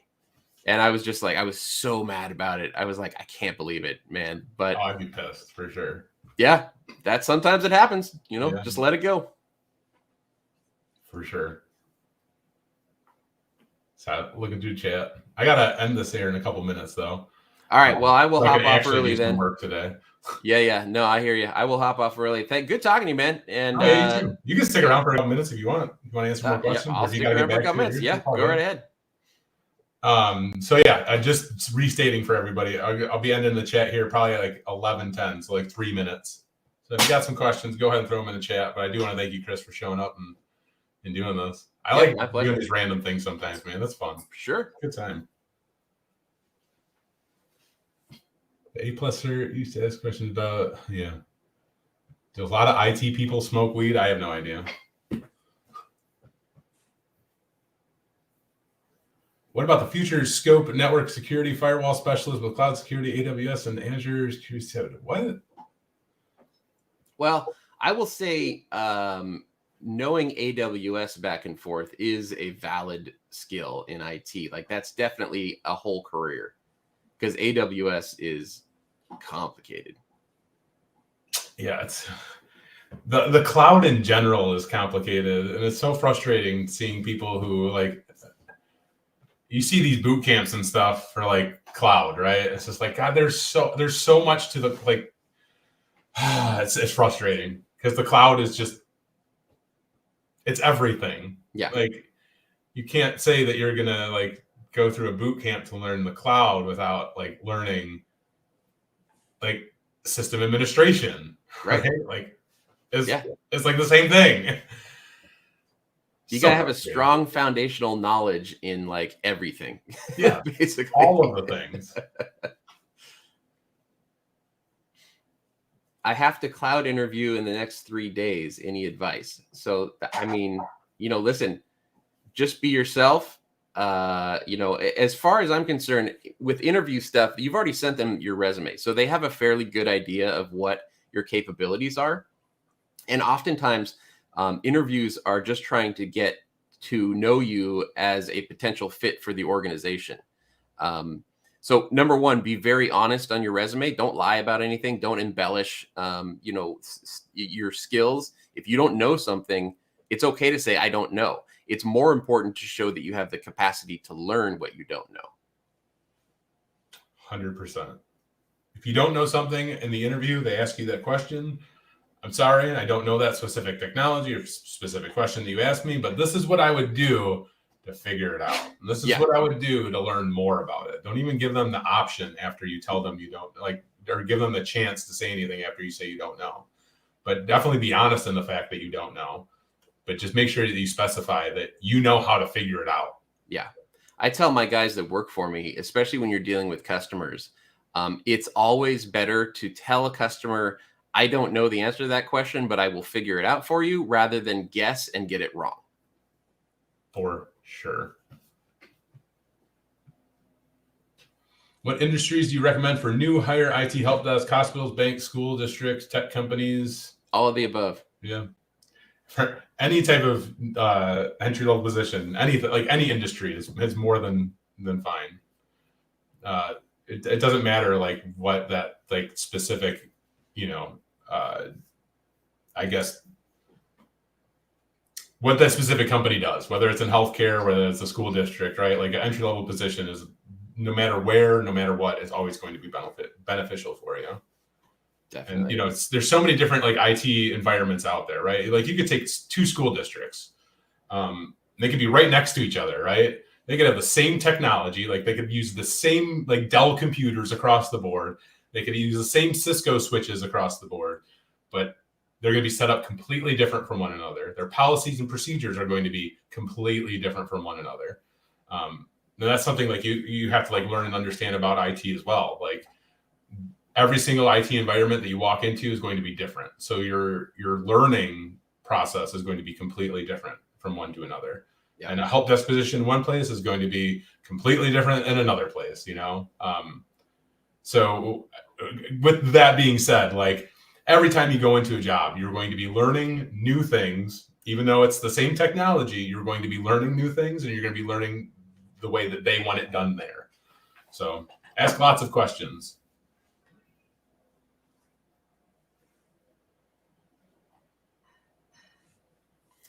Titles don't mean crap. I actually agree with that.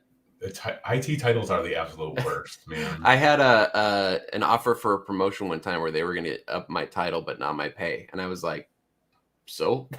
Like, so what? And then right now, I own Crosstalk Solutions, but I refuse to call myself CEO. Anytime I put like, what's your title? I just put owner. Yeah. Because CEO is just like anyone can make an LLC and call themselves a CEO. It's not, I'm not really a CEO. You're just a dude doing something he likes to do. Right. Exactly. Right? That's how I feel too. I gotcha. 2 minutes.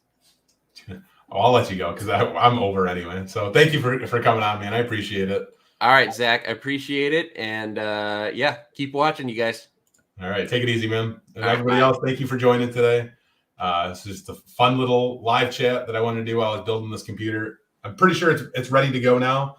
So I'm going to plug it in and start playing. But I do need to leave because I really do need to get to work. It's been a 2-hour live stream of me just BSing here and plugging cables in. So thank you all for joining. Have a wonderful day. Stay tuned because I'll be announcing a new Discord server.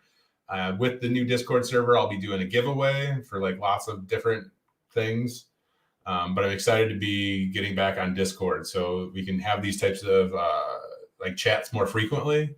And you guys can all participate, of course, because that's what it's all about. I love the community. I want our community to be bigger and better. I do. I enjoy it. I love it. Anyway, y'all have a great day. Take it easy. Love y'all. Bye.